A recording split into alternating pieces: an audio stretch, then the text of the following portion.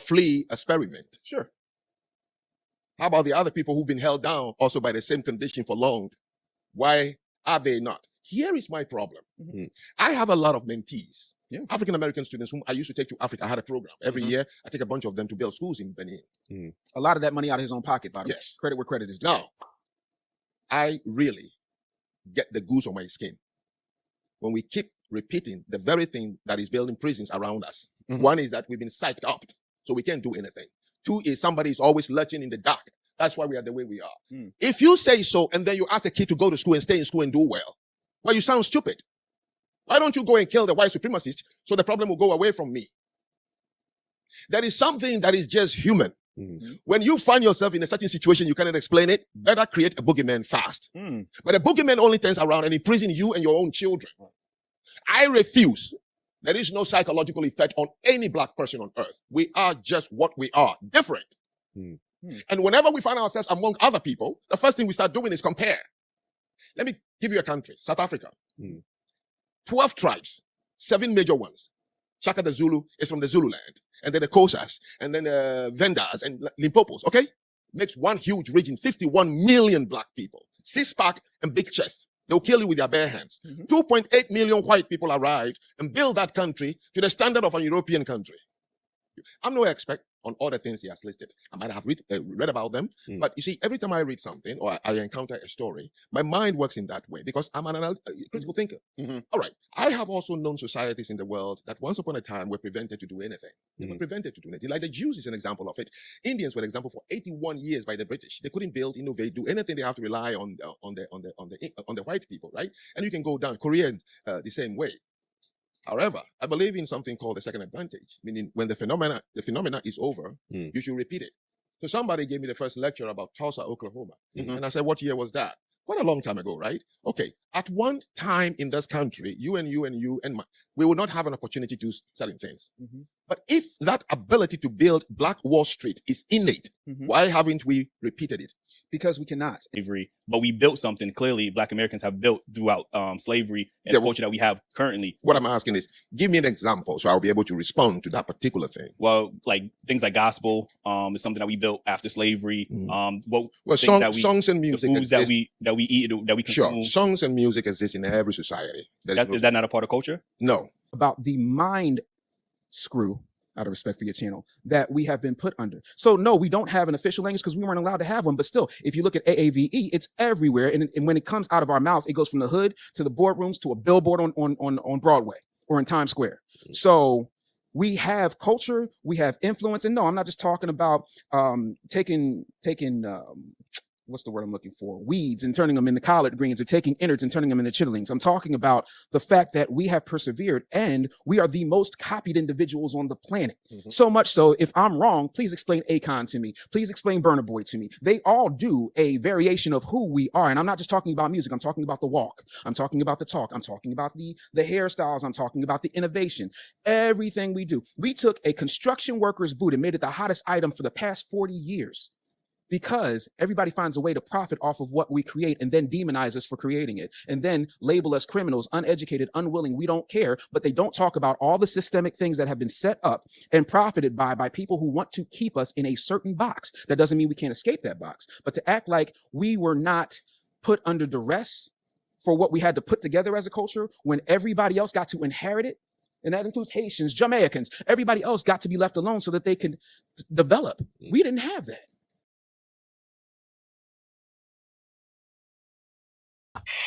Well, everybody. Hi, welcome to the Keisha King Show. I'm your host, Keisha King Benton, and we've got quite a show for you guys tonight. Thank you all for joining. Hi, Megan. Hi, Katie. Hi, DT. Thank you guys for being here and getting the chat popping already. Demaria reacts. Hello. Karen. Hi. Is that a man bun? You know what it might be. It might be. So we have a treat in store for us tonight. So we're not going to have to wait until the end of this show for our good friend Chuck. He is here already. We've been cooking up some stuff. So let me just set this up for everybody before we dive on in. So, oh yes, Demaria says, the good Reverend Doctor. Hello. Yes. You know, let me just clarify. So I've gotten phone calls. Okay. It is a joke. People are like, you got your Reverend Doctor? It's a joke. Okay. But it is funny. And the fact that I'm getting calls about it means I must be hitting on something. Hey, Khalil. Let's see. Okay. Yes. Khalil.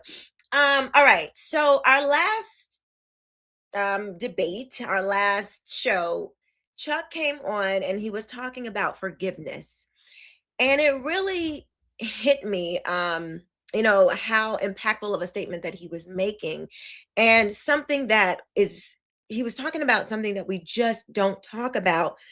But if we really get all the way to the bottom, excuse me, of the matter when it comes to Black Christians, quote unquote, Black Christians, and this thing that makes Black Christians outside of the ideology. We know the ideology is wrong, but the ideology persists because because Black Christians don't truly have a grasp of the true gospel. And one of the things that they are missing from the true gospel is the concept of repentance and forgiveness. The very core of the gospel, they totally miss with their Marxist, Black liberation, Black power ideologies. And so I wanted to read this scripture before I bring my friend Chuck up. It's pretty quick, but I wanted to share this with you all. Just to kind of wet the palate and see and kind of get a gist of where we're going here, because we're going to talk about sorry, I'm reading comments. We're going to continue to talk about what this man Frank Xanu is, what he's bringing to the forefront that so many Black Americans do not want to acknowledge. So let me just read this scripture to you really quick. It says, so this is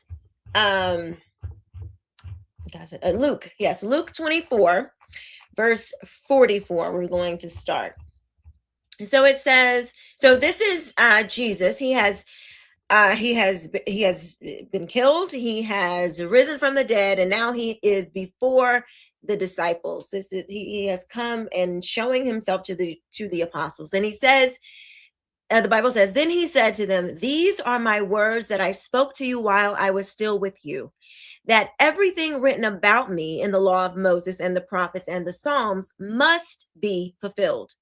Then he opened their minds to understand the scriptures and said to them, thus it is written that the Christ should suffer and on the third day rise from the dead, and that repentance for the forgiveness of sins should be proclaimed in his name to all nations, beginning from Jerusalem. Now, what does that even, like, what is that? What Jesus is telling them, he's giving you the blueprint. It's really, this is like the blueprint of salvation.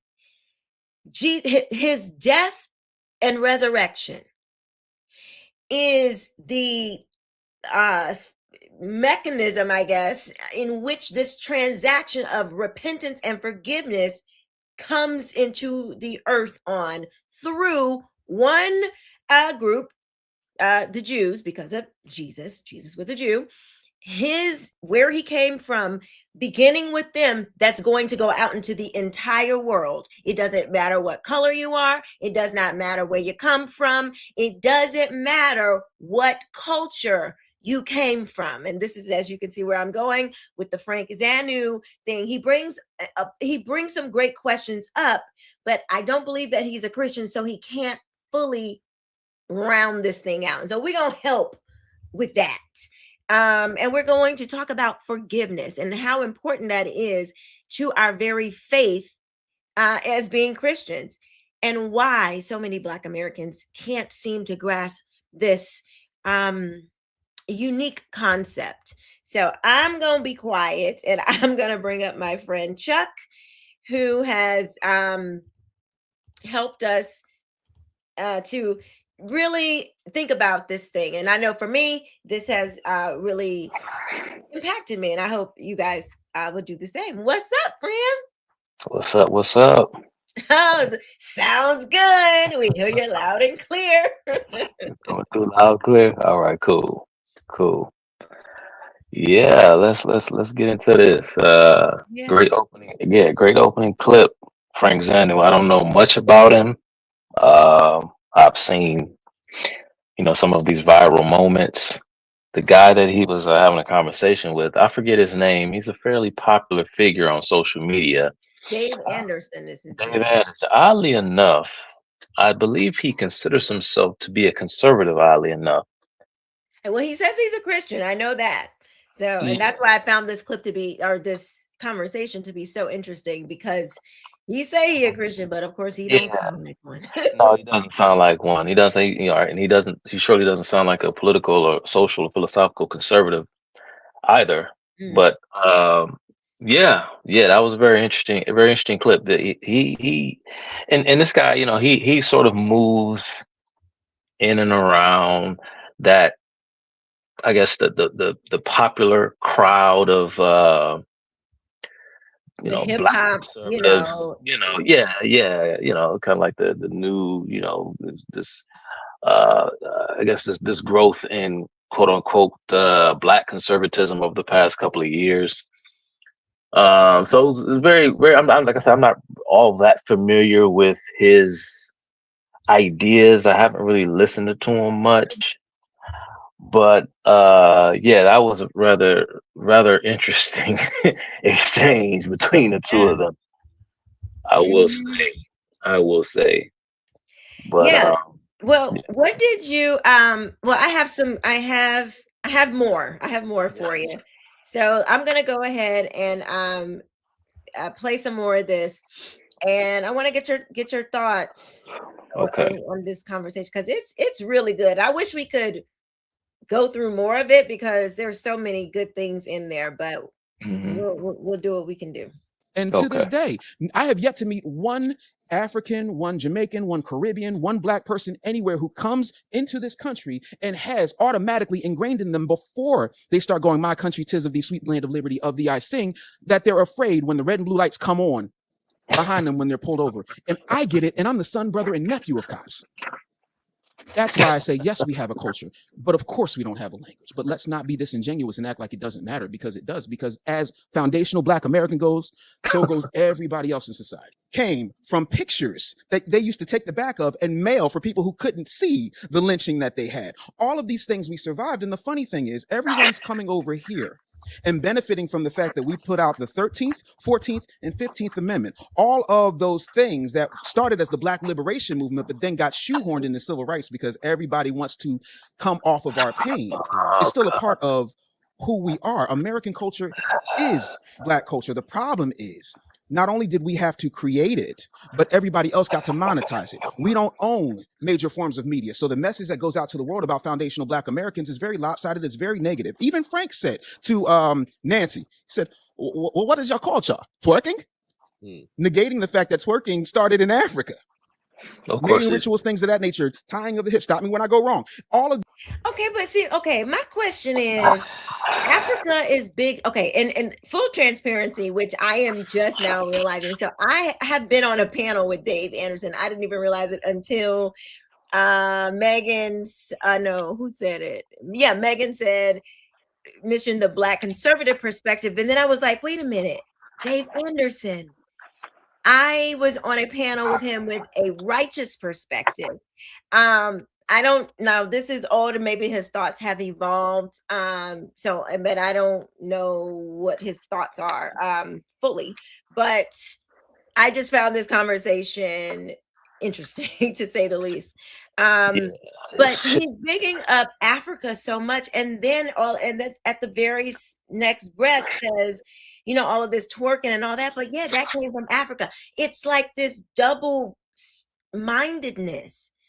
Yeah. Twerking's not good, even if it did come from Africa. Like, so what? Yeah, I don't exactly. understand. Like, Exactly. that's Yeah. not a Right. flex. Right. Of course it's not. Of course it's not. And that was the first thing that came to my mind. I said, well, brother, you're not in Africa. You're not in Africa. Uh, I mean, I just don't understand. I mean, what you have to pick and choose, okay, what's best for you. You have to decide the kind of person that you want to be. You live here in the United States, right? And all of the great, wonderful things that, our English speaking brethren have bestowed upon us, this great European culture, this great English culture, this great English civilization. Listen, I understand, I get how assimilation can be a bit of a burdensome task, but you have to deal with reality for what it is. Okay. You either assimilate into the wider culture, or you find a place of residency that suits you. If you prefer Africa, where people are twerking or whatever you claim is going on there, I don't know what particular country you're talking about, but listen, bro, you're free to go. But like you said, to simply mention the fact that, well, twerking came from Africa, as if that automatically bestows or bequeaths some sort of inherent goodness upon it, when we know that there are all sorts of horrible things that come from Africa, and there are all sorts of horrible things that originate in all various parts of the world, that's Europe included. But again, that just because it comes from Africa doesn't make it right. And just rattling off things, just this whole stream, I couldn't even keep up. The rhetoric was coming so fast and furious, talking about how we survived lynchings. Well, a lot of people survived lynchings, right? Because blacks weren't the only people that were lynched.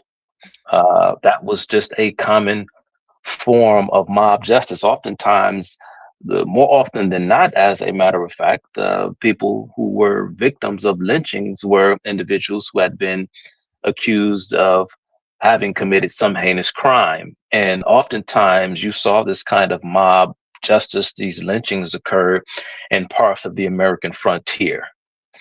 Okay, and parts of the South, particularly after the Civil War, was considered frontier land.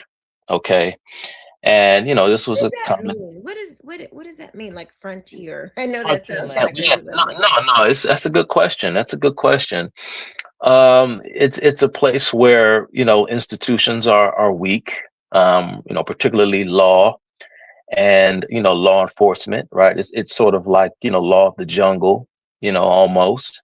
hmm. It's sort of like a kind of like a quasi savage sort of living. And when I say savage, I mean savage in a more, I guess, French context, because the word savage, the way we use it in English, it derives from a French word that's pronounced, I think it's pronounced something like savage or something like that. But Hmm. its original meaning is a person who exists outside of someone who doesn't live a sedentary lifestyle, someone who lives beyond the fringes of settlement. And out in that area in the American South during Reconstruction and out west until probably as late as the 1890s, you didn't have strong legal systems and prisons and jails and judges and sheriffs that could do things. Oftentimes, the sheriff had the authority in various towns throughout the American frontier to enlist these various posses that would, at the command of the sheriff, police the town. And so this, lynchings didn't just happen to black people, but this is a natural occurrence when a society is developing, and you have this class of civilizations, this class of French and English civilization Hmm.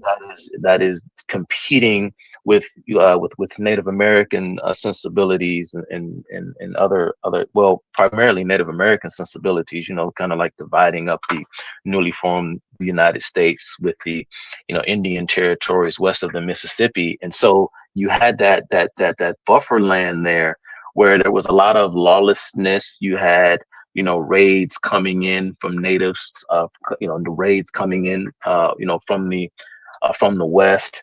And so this was typical. Frank Zanu mentioned Tulsa, Oklahoma, just as a point of fact, if I may mention briefly, that part of what a huge reason why the Tulsa race riot, not massacre, but a huge part of the reason why the Tulsa race riot occurred was because a white I'm sorry, I forgot. I can't recall if it was the blacks or the whites showed up initially. I believe the whites showed up initially, and the white sheriff in charge at the time was able to subdue the anger and the fervor of the white mob in order to protect the accused.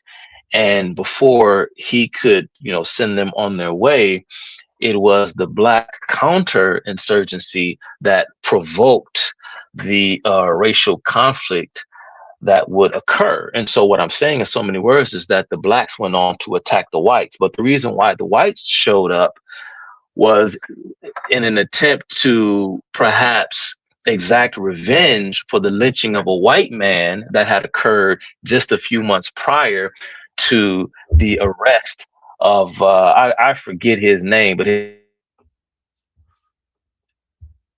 Uh-oh.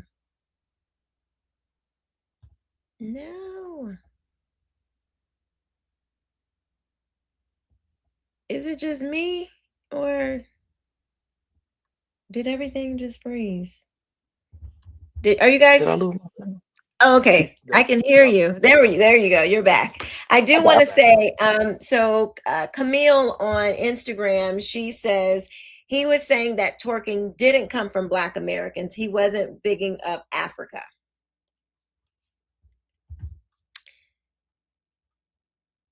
Uh-oh. Let's see. I'll remove him for a sec. Man. So what are you guys thinking listening to this this conversation? Okay, there we go. I'm good. I'm sorry, All right. Keisha. Yeah, I'm good now. I'm good now. But yeah, but to finish off my point is that there was a white man who was lynched months prior. And so tensions were already, on tense. People were already tense because a white man named Roy Belton had been lynched just a few months prior. And so and like I said, the gentleman who was accused, the infamous Diamond Dick, who was accused of sexually assaulting a white woman, and I've researched the Tulsa incident. I've looked into it, and there's no way to be 100% sure because the matter was never adjudicated. But when you look into the story and you actually research what took place, there's a high probability that he did in fact do what he was accused of having done. And this was commonplace, anytime, and oftentimes when someone was lynched, they say it doesn't make it right. I do believe in, due process and in a trial before a jury and judge and so on. Yeah. But it adds a bit more context. It adds a bit more understanding and layers to the discussion and to the conversation. It wasn't just racially motivated terrorism. That's not what lynchings were.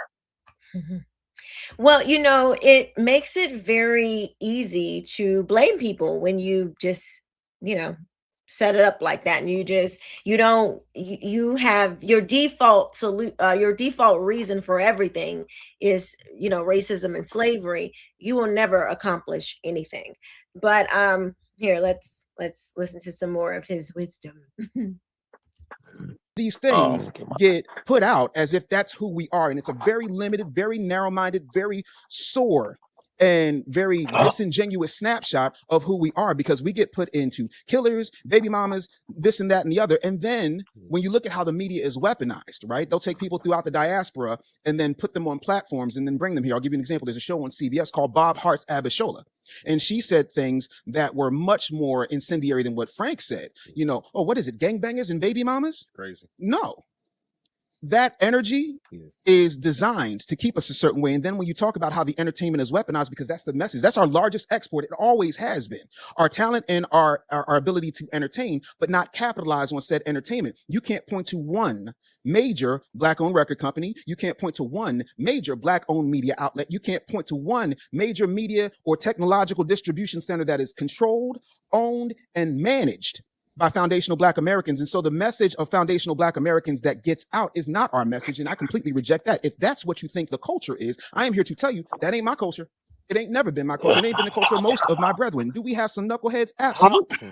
Of course we do. But do we also have things like COINTELPRO we've still had to overcome? Do we have things like the 94 Biden-Clinton crime bill that we've had to overcome? And throughout history, I have yet to see anybody from any of those 54 countries come back for their brothers that they say that they love so much. I don't remember the warships coming to get us. I don't. But what I do see is, oh, well, we're really good at educating. We take the opportunities and we're able to, you know, go and take these American opportunities that you guys squander. Yeah, because you get an immigrant experience. You do not get the foundational Black American experience. You get the same immigrant talk that the Russians get, and the Russians got a lot of nerve because if it wasn't for Alexander Pushkin, they'd still be speaking French. I don't understand this argument, because it's like, but they're Black. And so everybody tells us that just by you being in a Black body, remember, that's what we got to, Black bodies, the Black bodies, black bodies all the time. These Black and brown immigrants, they have Black bodies. I thought that was the determiner of what your experience in America would be like.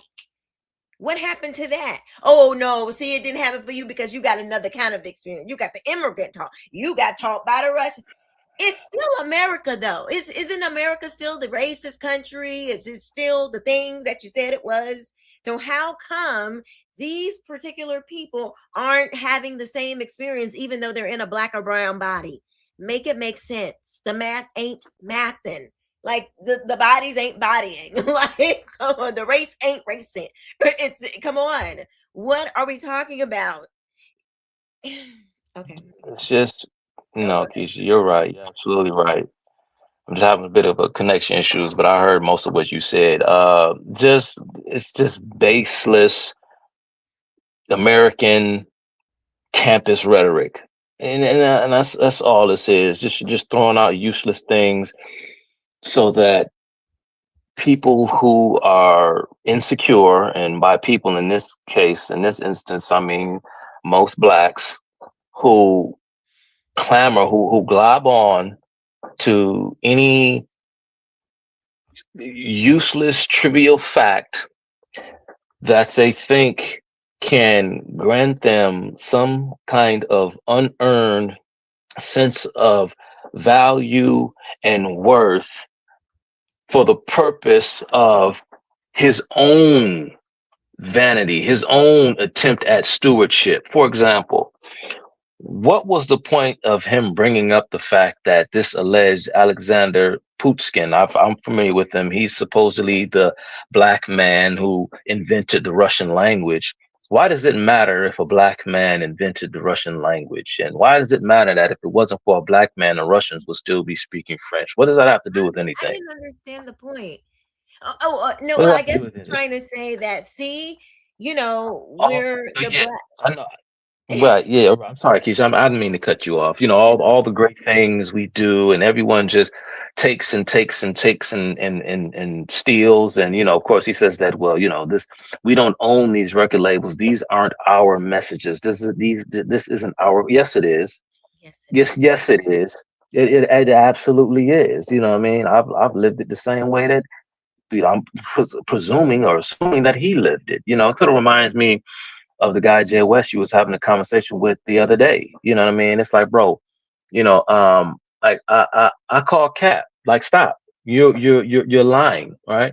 Mm. You're simply, making things up, in an attempt to appease someone's negative emotions. But there's nothing scientific or studious or scholarly about any of the things that you're saying. Why is it? Is it because for me personally, okay? I don't care to be in the music industry. I don't care to be in the music industry. I don't want to be a record exec. I don't want to own my own media distribution or anything of the sort. Mhm. And so I'm not interested. That's not my problem. That's not my lane.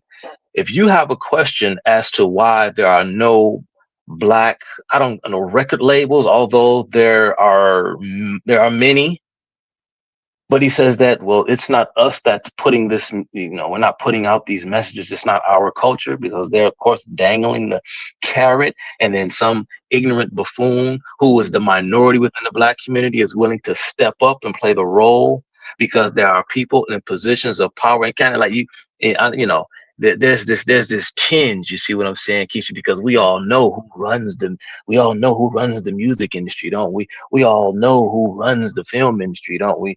Okay, we'll just leave that there. But it's not us, you see. You're a smart one, because if you listen more, Yeah, I know. I know exactly where he's going. You see, I've never watched this interview. You see uh-huh. what I'm saying? But But that tinge is mhm. Oh, it's it's always there. always there with the people who have a certain way of thinking and looking at the world. It's so interesting. It's so But fascinating.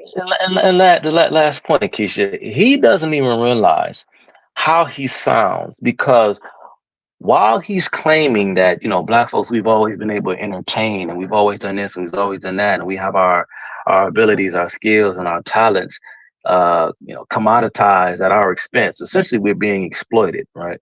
Mhm. And this has been going on for I don't know how long, but a lot of these institutions that are centered around private property and property rights, these institutions have been, I mean, prior to the discovery of the New World, these things were going on the other side of the Atlantic. And so we've been intermingling with European culture and getting involved and learning the lay of the land when it comes to various markets and so on over the years. But yet and still, somehow we don't know how to arrive at the marketplace and bargain in a way that is beneficial to ourselves as individuals. Mm. But he claims as though we're so mighty and we're so powerful and we're capable of doing so many things, but yet we are simultaneously pulling up the rear because we are too dumb, we're too stupid, we're too gullible and too naive to properly maximize our and reap the benefits of our own human capital. So how can we simultaneously, Keisha, answer this for me, how can we be so great but yet so stupid, gullible, and naive at the same time, so as to continue to get taken advantage from by people who are a lot more, I guess, skillful and deceitful and act with more guile than I suppose we are? Maybe that just speaks to our moral superiority, because we're not willing to cheat and steal and rob and kill like everyone else. Or are we just stupid? Mm, you know, Frank said something really interesting. He said that the problem that a lot of Africans see when they come over here, when they're before they come, they love Black Americans. They think that Black Americans are so successful and this and that, and they hear all these great things. But then when they come and put their eyeballs on Black Americans themselves and they're living amongst them, what Frank said is that the reason why it turns from honor and looking at them in a positive light and to a negative light is because that they see so much of what's going on back in Africa in America with Black Americans, in the violence and the fighting and the like what you were saying, the jealousy and the you know, just the violence, the jealousy, the, you know, the bling, the bling, you know. But here's the thing. You said, why aren't Black Americans rebuilding? Why aren't they doing this? And two things come to mind. Number one, the scripture of the talents. God gives everybody a measure of talent. Now, if you spend your life comparing yourself to, if God gave you the one talent, but he gave your fellow other nation members, your fellow citizens, fellow American citizens, let's just say the white ones. I know there are others that do far better than the white ones, but let's just keep it to them. Let's say he gave them 5, and let's say he gave the Asians 10. If you spend your life comparing your 1 to the 5 and the 10, you're not doing what you're supposed to be doing with the 1 that you got. And I think that and let me just finish this with Frank. The thing that he identifies that problem. You're not being used for the purpose. You're not using the talents and gifts that you were given. You're comparing yourself to these other people when where you come from is just not like that. I think you've said it before. You know, in Europe, it's cold. They had to innovate to survive. So that innovation thing is in them. In Africa, you reach your hand outside the window and the apple is right there. You know, you can go outside and lay it up under the banana tree. I don't know, making it up, you know, Well, all year because, round. There's yeah, no, well, the environment is, you don't have to fight yeah. to survive. But let me just finish. Let me just put a point on this. Okay. And when you have, you have, on one end, you're comparing, you're not competing. So that's one thing. And then you ignore the gifts and talents that you do have, and instead of you embracing them and seeing how that can benefit the rest of society, you spend your time whining and complaining and begging these other people to have the same gift and talents that they have, that you wouldn't know what to do with them. One thing that Frank says I think is so powerful is that if you can do all this stuff, how come you haven't done it again? We're gonna see that clip, and they can't answer the question. You know, of course it's all the traditional answers. Oh, racism, slavery, the white, it's all the things. But the fact of the matter is, nobody Black from the continent has done it. Why? That's something that you have to ask yourself. Why? But none of these people have actually taken on true Christian faith like many of the Europeans did. That's one thing that makes them different.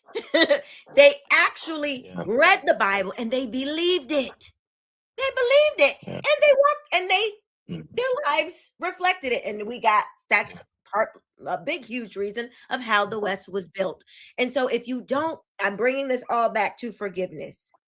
At one time, even with all that, Black Americans were learning from their white counterparts, their white fellow citizens, and doing the things that they did and were becoming successful until they changed their beliefs. And they went from that forgiveness, sort of the Booker T. Washington way, until the grievance, the W.E.B. Du Bois way. And when you're focused on grievance and not forgiveness and moving on and doing better, this is what you get. And this is how, of course, I'd be remiss, if I didn't mention around about the mid 20th century, in the nationalist or nationalism movement that swept across the third world. This is what allowed the Soviets and the Soviet Union to reach their clutches into Africa. And I, like I said, I've seen Frank Zanu, I've seen his commentary here and there. And I know he speaks about this. I know and like you said, Keisha, this is key. Because a huge part of it, and of course, first and foremost, it begins with superior ideas, of course, ideas. A lot of these once these ideas become, like you said, mythologized, and it becomes sort of like the resting place of your culture, right? And then now you're working with something, and you have a society in Europe that upholds the individual and their property rights as sacrosanct based upon these biblical principles.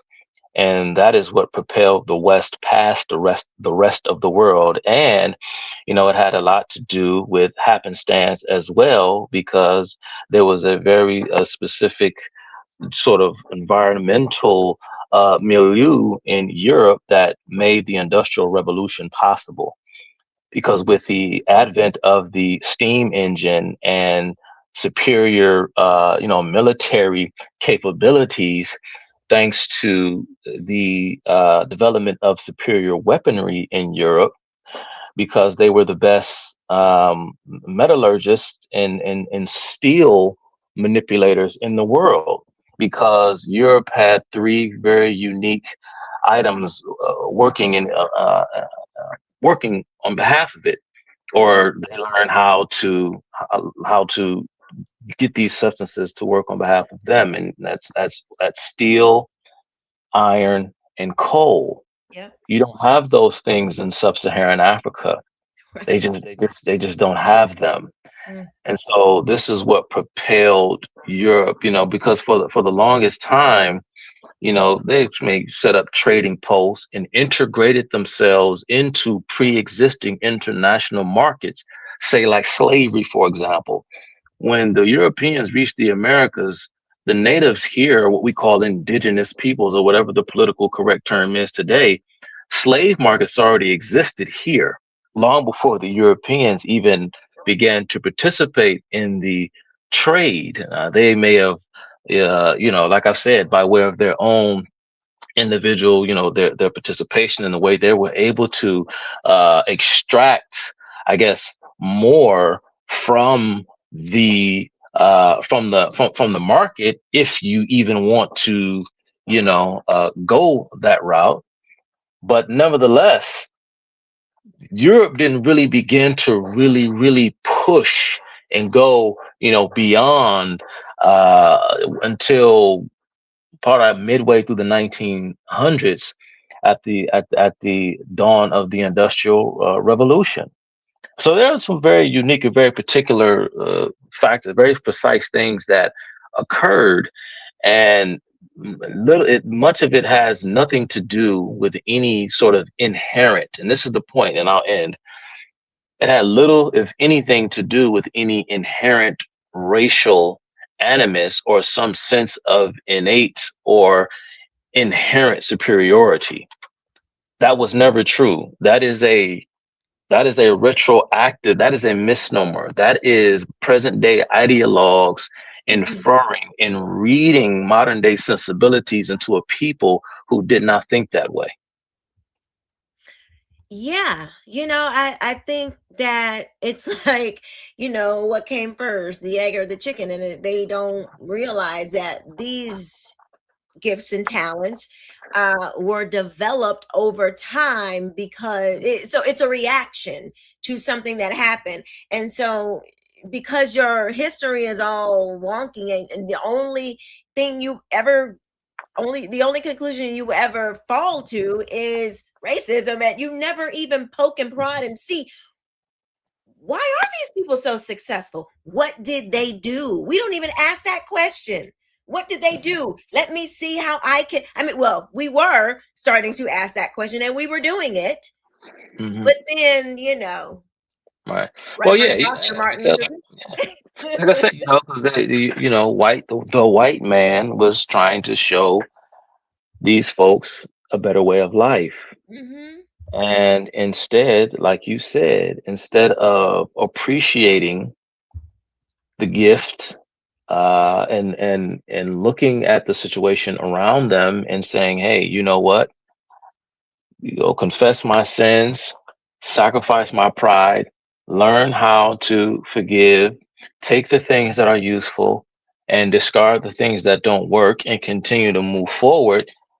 They sought retribution, and they looked to the east, they looked to Moscow, because anti-imperialism became the in vogue left-wing movement, the leftist slogan of the day. I mean, beginning with the founding of the Communist Party in Chicago in 1919, all the way up until the creation of the New Left in the 1960s. How can we bring the promise of liberalism to its fulfillment? Well, we can do it through revolution. Mm.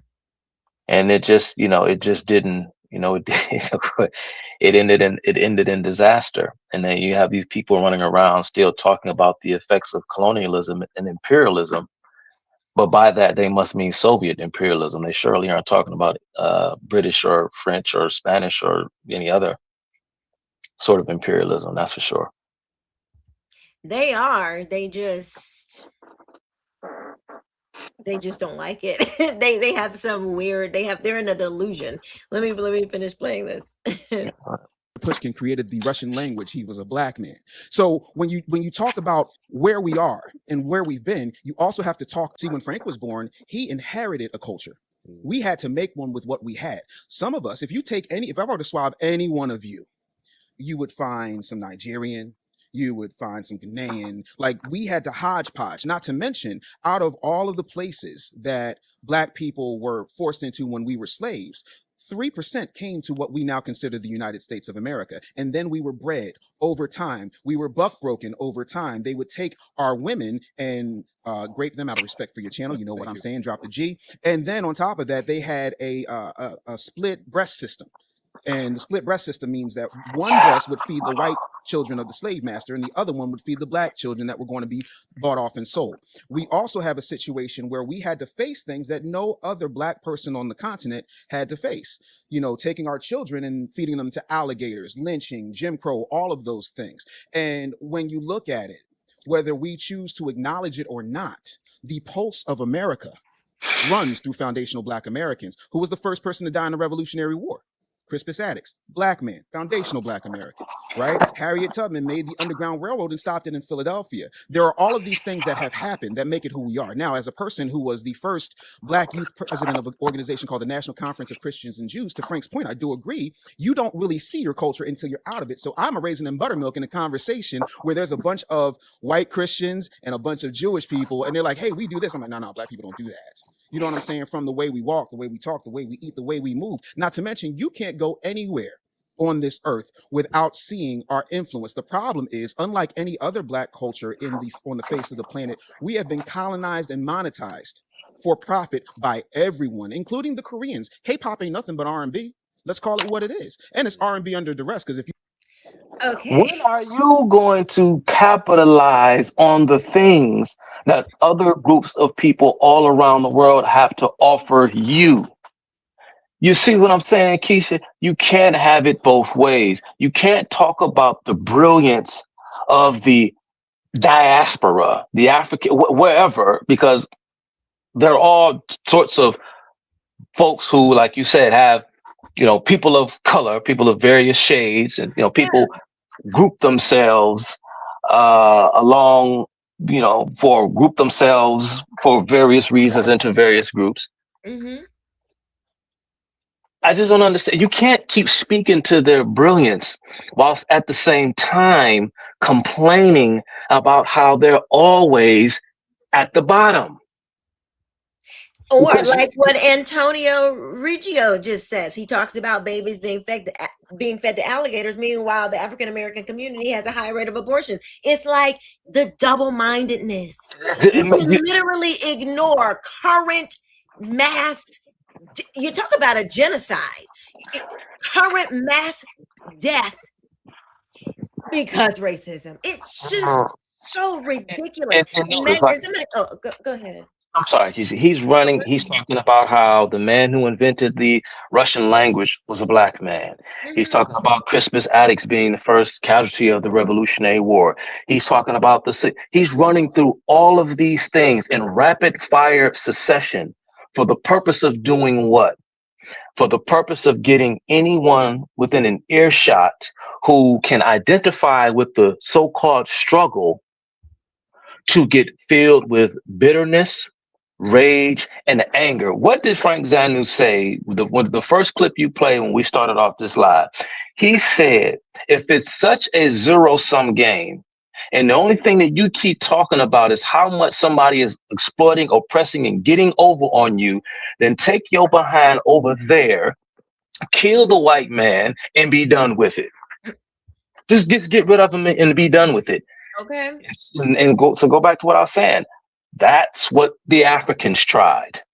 Okay, that's what they tried in the Democratic Republic of the Congo. They tried it in Zimbabwe. They tried it in Uganda. They tried it in Somalia. They tried it in Ethiopia. They tried it in Eritrea. They tried it in Angola. All of the Ghana. All of these African Marxist regimes basing their entire political and societal structure on this cockamamie Western intellectual conception that was popularized by W.E.B. Du Bois and Marcus Garvey of Africa for the Africans. And what did they do when they ran off the brain trust? These countries fell into disarray. Yeah. They fell into decay, civil war, and countless military coups because they did not instead of learning from the white man, they looked a gift horse in the mouth and they began to resent him. And nothing grows out of that. Nothing good comes out of that kind of resentment. It just doesn't work. It just doesn't work. Yeah. I mean, so why do you think that or not we, because I honestly, I don't align myself with like black in that kind of a way. I don't, I'm racially black, and that's about as far as I take it. if I'm even going to say that.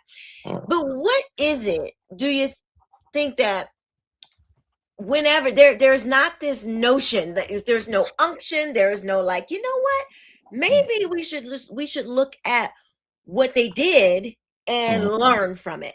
One thing that Frank did say is that blacks are not, and he's talking about Africans, anybody who has a connection to Africa around the world, don't do well with managing. It's like if you can't manage this country, like you were just saying, they come over there, and if you kick the whites out, everything falls to crap. You never even had indoor AC. How do you maintain the companies, the architecture? And then, like one of this other guys, I think I missed the clip, but one of the other guys that's hosting this is like, well, we built this country, we built it.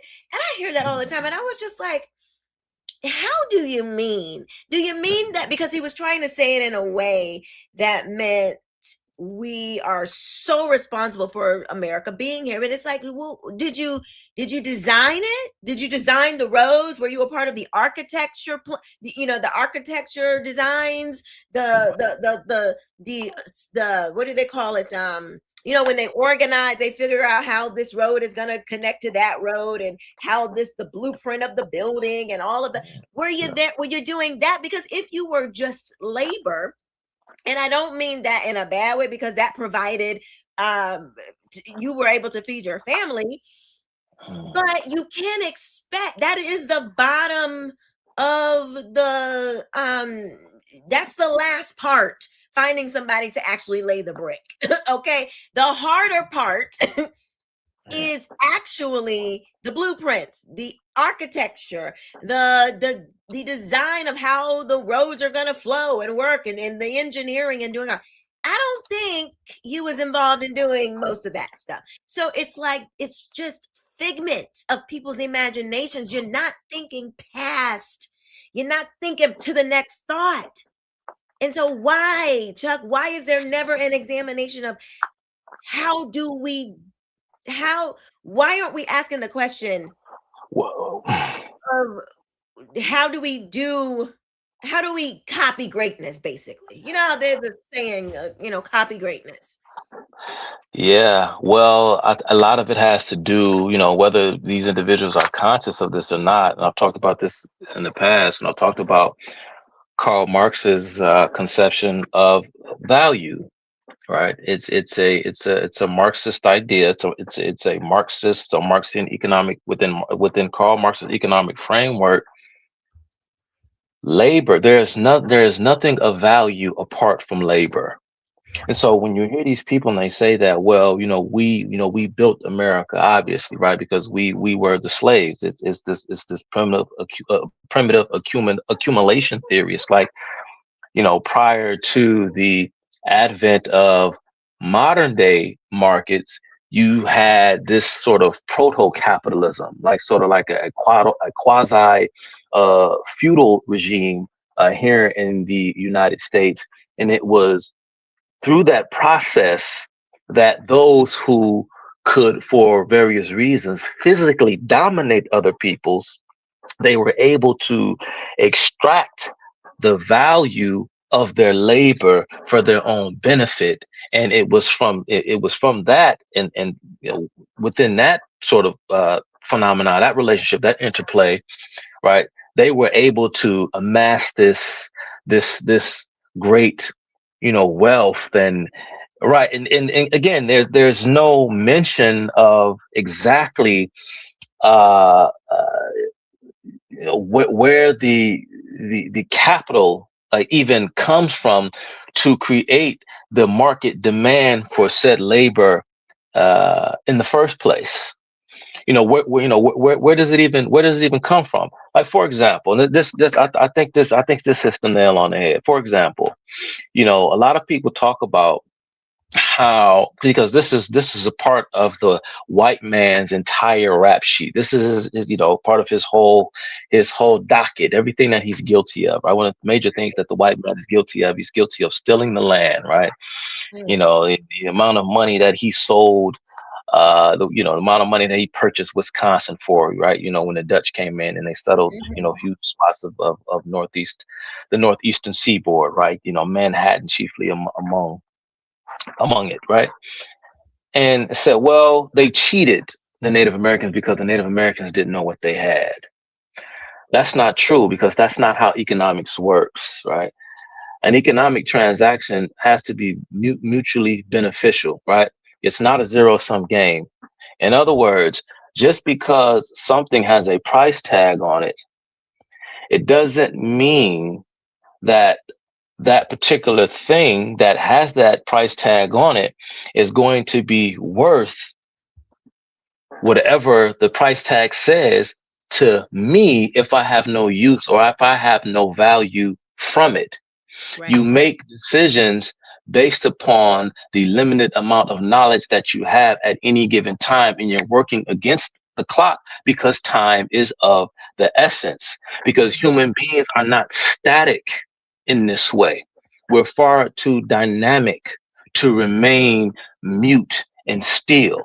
So in other words, if I see something, and if I have a certain amount of money in my pocket, and if I have enough money to purchase that thing, then whatever that thing is worth more to me than the money that I am willing to exchange for it, because by default, whenever there's an economic transaction, something is gained and something is lost.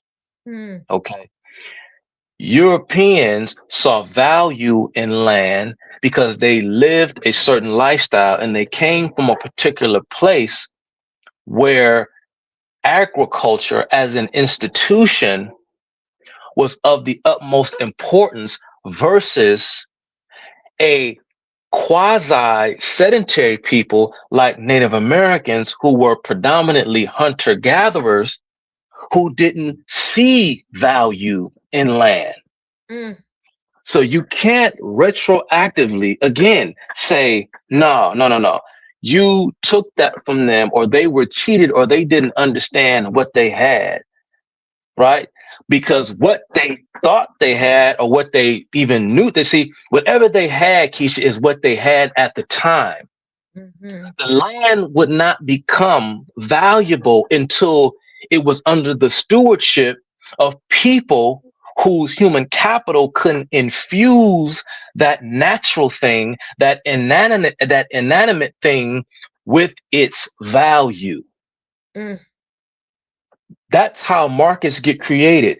Native Americans were participating in the market just like everyone else, and they extracted from those market interactions value based upon what was important to them. If they were hunters, they didn't need land because they didn't live a sedentary lifestyle. The value of the land came after the fact once it got into the hands of individuals who actually knew what to do with it.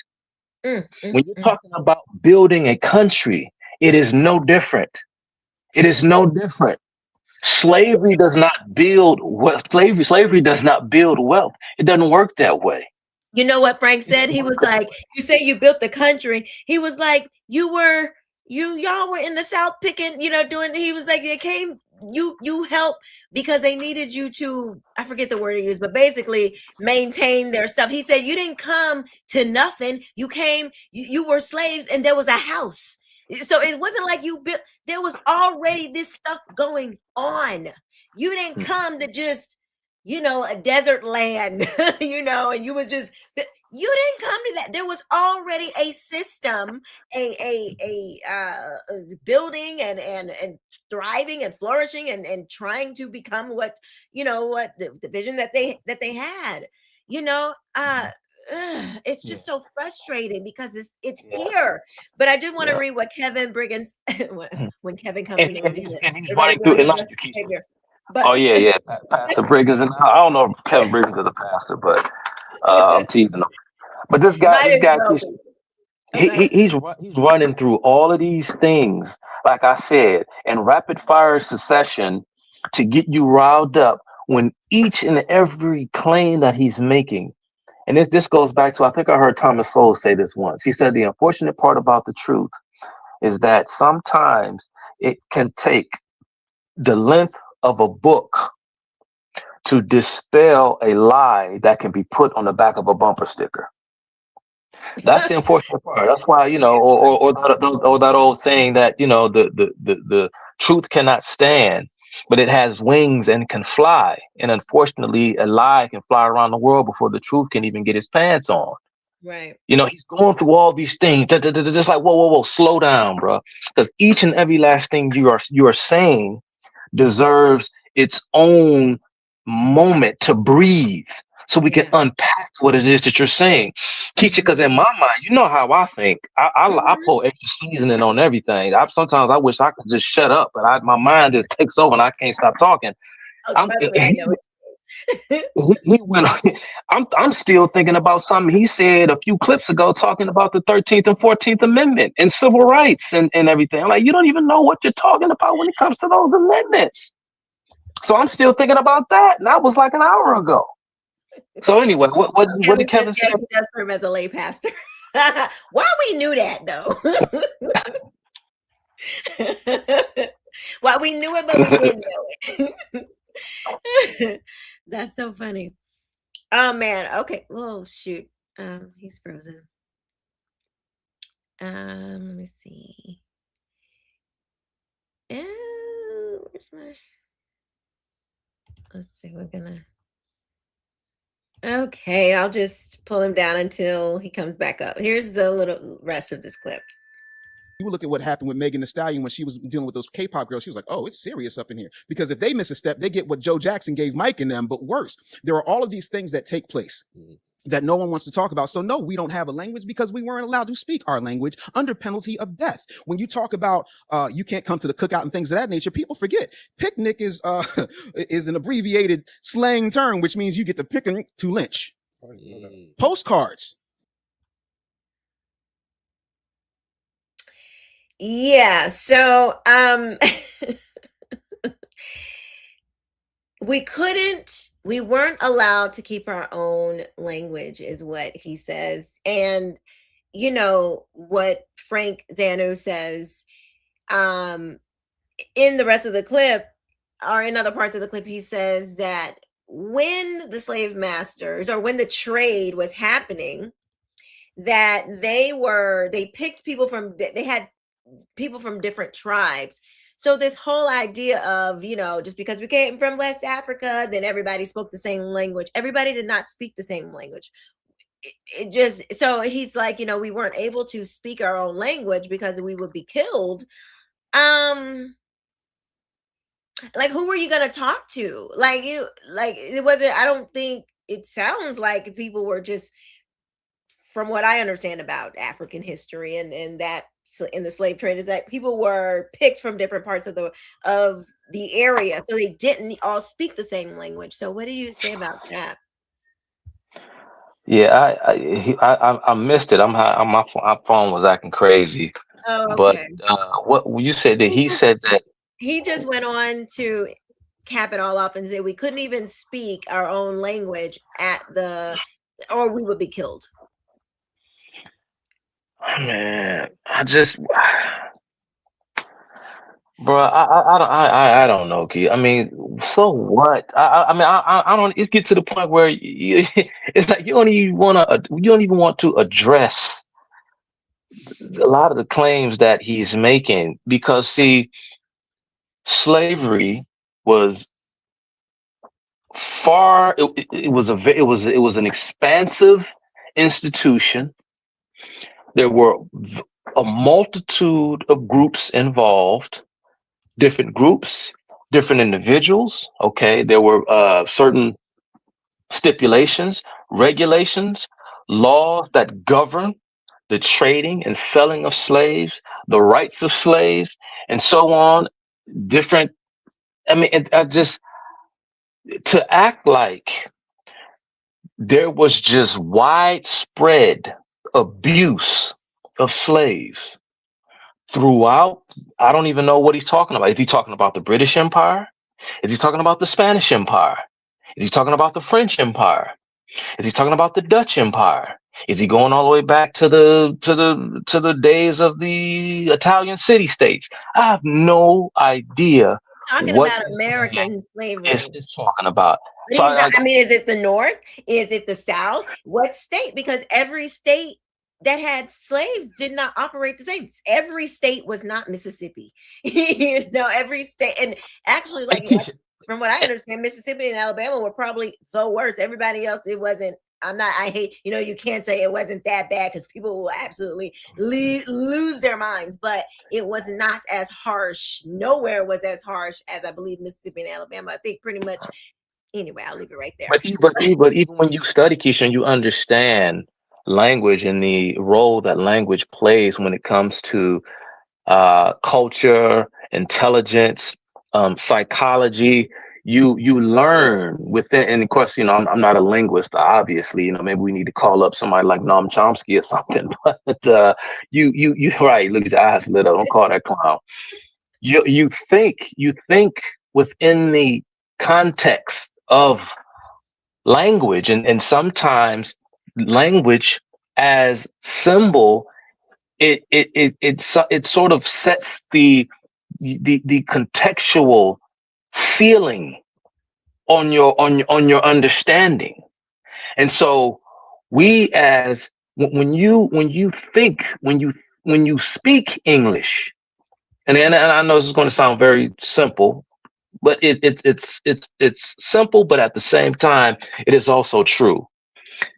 Because when you speak English, you think English. Okay, when you speak English, you think like an Englishman, and you inherit, you receive that, because along with those words, those symbols, those complex utterances that make up the human language, it allows your mind to go into areas that you otherwise would not go into, because you don't have the word by which to use in order to make reference to a concept. You can't think it if you can't speak it. You can't think it if you don't know the word. And so when we speak the English language, we're bringing the ideas of Adam Smith and David Hume and John Locke and all the great English speaking thinkers from Thomas Hobbes and Thomas Paine and John Stuart Mill, whether you agree with all their ideas or not, is irrelevant, because I take up issues with a lot of great men that did a lot in terms of the Western mind. There's a book. I don't even have it sitting around here. It's one of the must-have books. I remember first reading this book when I was 23 years old, 22, 23 years old. It was written by a man named Richard Turnus. It's called The Passion of the Western Mind. Why, again, he acts as though, I'm going to reference it again. You guys should pick it up and read it. Passions of the Western Mind. Why in the world does he think that it would be a good idea for a slave and the descendants of slaves not to assimilate into the culture of his slave master? This is unique to this. I mean, this is not a unique thing. This is part and parcel of the process of what you want to call it, subjugation and dominance and this and that. You see, when you speak about history, and this is the thing, this is what he's doing. This is what's pissing me off about this guy. Okay, because he's dressing it up, he's spinning a web, and he's telling a narrative for the purpose of promoting a moral melodrama instead of explaining historical phenomena dispassionately and objectively for the purpose of education and learning.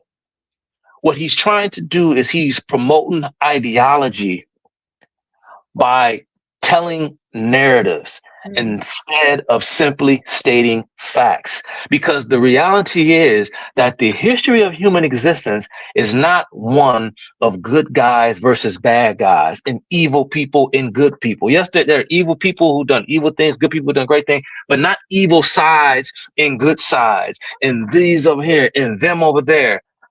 It is not that easy. Human history is far more complicated than that. It is not a moral melodrama, because sometimes the reason why human beings, blacks in this case in particular in the United States, the reason why you look at them on mass as a group, and you may see all of these issues. You see these issues for a myriad of reasons, not simply as a result or as they exist, as the group exists currently. Their current lot is not the end result of a long historical centuries old process of oppression. There's more to the story than that. And someone in his position, Keisha, he should know that, because oppression is not the only answer. That's not the only answer. People, agency, they make decisions and they make choices. They make trade-offs. It's not simply about oppression. The human story is far more complicated than that. You know, I had this analogy the other day. I was thinking the way that oftentimes oh, by the way, if you disagree with what we're saying, please click the link in the chat and you can come on up and let your voice be heard. You don't have to come up. You don't have to put your face on camera, but click the link and come on up. So it's like you have this complex machine, right? Let's just say a calculator. It does all these things, and it happens to be silver, which is a silver calculator. Now, you see this other machine, it's a toaster, and it's also silver. Instead of you investigating all the things that this calculator can do, you just superficially look at machinery and say, silver, it's a toaster. You don't, you just see the outside and you just say that it's a toaster. You don't look, you try to take something so complex like a calculator and can do all these things, and you try to simplify it into this just one thing. Okay, well, it's silver, and toasters are silver, so this must be a toaster. That's how the Black American has become to think about other human beings, particularly white ones. They think that this complex human being when they make decisions, when they whatever they do, their history or whatever, it's always just this simple-minded, superficial reason. Racism. It's just like everything that they've decided that everything that this complex human being does, if they don't agree with it, or if they do agree with it, they're gonna simplify it down to just like this really superficial thing. And I mean, we see it over and over and over. It's just like, oh, you're white, you did this, racist. See, figured it out, done. Like that's what aggravates me about this so much. I don't mind the disagreement, but at least if you're going to disagree, give me something more. Oh, it's racism. That is so stupid. It's so myopic and just simple-minded. You mean to tell me in 2026 that's all you got? I mean, it just shows. Sorry, I know I'm getting upset, but it infuriates me because you're not pressing your own thoughts. You ain't checking your own self. Am I thinking about this the right way? You don't go back and check to see if what you thought actually makes sense. Is it factual? No. All you need to know is that black bad, white good, black bad. I mean, it's just dumb. I'm just so Yeah. we are Yeah. too far. There is so much information that is available to literally everybody.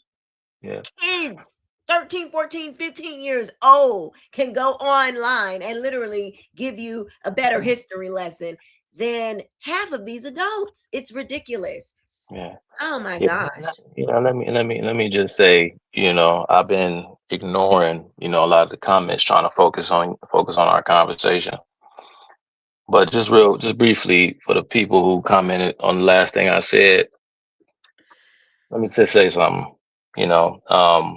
Like I said, I prefaced my comment by saying that, I don't specialize in linguistics. But if you have an issue with the study of language and thought, I mean, there's the cognitive sciences are clear on this, that there's a clear-cut connection within the cognitive sciences between language and thought. You take it up, there are mountains upon mountains of literature on the topic, and you can just get into it yourself. I'm not going to go into the particulars, but you take it up with the folks who specialize in the discipline. But the fact of the matter is that there is a clear connection between language and thought.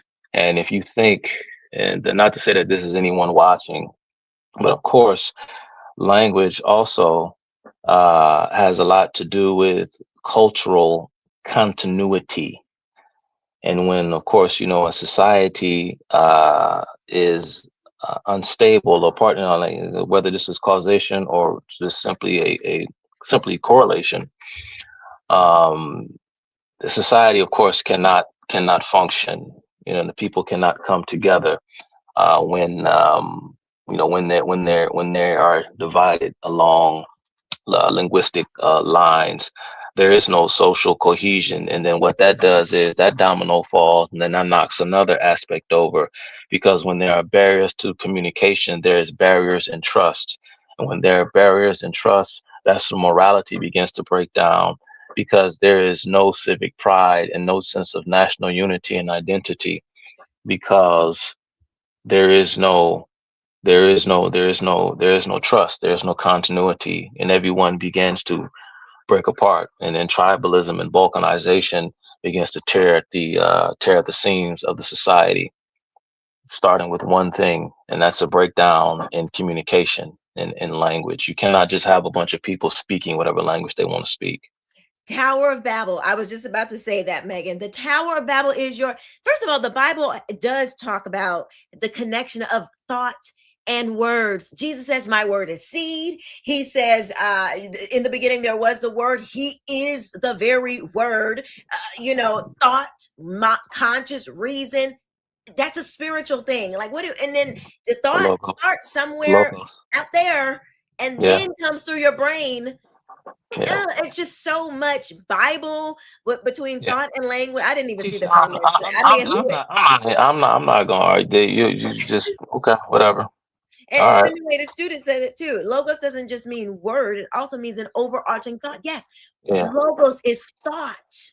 It is thought. I mean, Exactly. come on. Where do the Yeah. words come from? If you don't have that, then you cannot communicate. And Yeah. words are. This is why Marxists are always trying to change Free speech. definitions Yeah. because they understand the power of thought and language and words. Because if Right. you can change the definition, the meaning, you can change the culture. Why do you think that people don't even flinch? They don't make a move when you say reproductive rights. Mhm. What do you think that is? I don't know who said who got a problem with language and thought and what Chuck said. He is right. This is biblical. Like, what are we talking about? This is, I don't know. Maybe this is a biblical based channel. So we talk about these kinds of things all the time. I don't know if you are new here, but please, if you are a believer, you need to read your Bible. You need to understand thoughts and words. Go read what Jesus says about words. Yeah, I guess I didn't even think of that, Keisha. I didn't even think to bring, and I'm glad you brought the divine angle into it. I was just thinking more so just on a secular level, dealing with the social sciences. But yeah, absolutely right. Kevin says we just not gonna touch on picnic and picking. Well, he said I told you my connection was bad. I must have missed that. He said that. Yeah, I think did he? No, you ain't gotta play it back. No, I listen. I was. He definitely said it. Let's see if we can find it because I'm definitely Please don't punish me. No, we got to listen. We got to go through this because this it's interesting because you have this African saying no. Look at the bigger picture, and then you have these Black Americans who want to be so connected to Africa, and he's like, it's all the same, my guy, and it's just so good, such a good conversation. All right, here we go. I expect on all the things he has listed. I might have read about them, but you see, every time I read something or I encounter a story, my mind works in that way because I'm an critical thinker. All right. I have also known societies in the world that once upon a time were prevented to do anything. They were prevented to do anything. Like the Jews is an example of it. Indians were an example for 81 years by the British. They couldn't build, innovate, do anything. They have to rely on the white people, right? And you can go down Koreans the same way. However, I believe in something called the second advantage, meaning when the phenomena is over, you should repeat it. So somebody gave me the first lecture about Tulsa, Oklahoma. And I said, what year was that? Quite a long time ago, right? Okay. At one time in this country, you and we will not have an opportunity to do certain things. But if that ability to build Black Wall Street is innate, why haven't we repeated it? Because we cannot. Because we cannot. Why haven't we repeated it? That was his response. Because the idea is that whenever Black folks do build something, white folks will just come and burn it down. We all remember that clip that went viral of the big fat ugly Black woman with the braids going off. You remember that clip that went viral, and then she was talking about how the white man dropped it. You remember that clip? Everybody's seen it. You all in the comment section know what I'm talking about.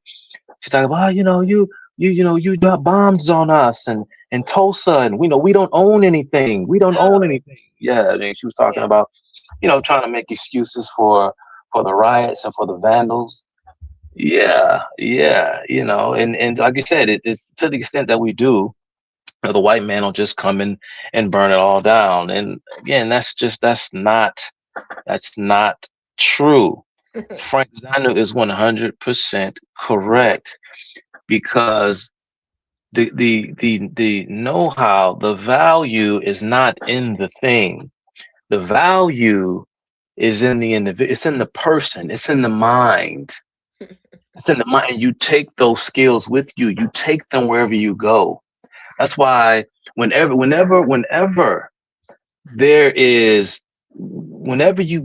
give the people the airspace to breathe, when you allow the people to function and allow them to flourish, you will see what individuals are capable of. You will see what individuals are actually made of.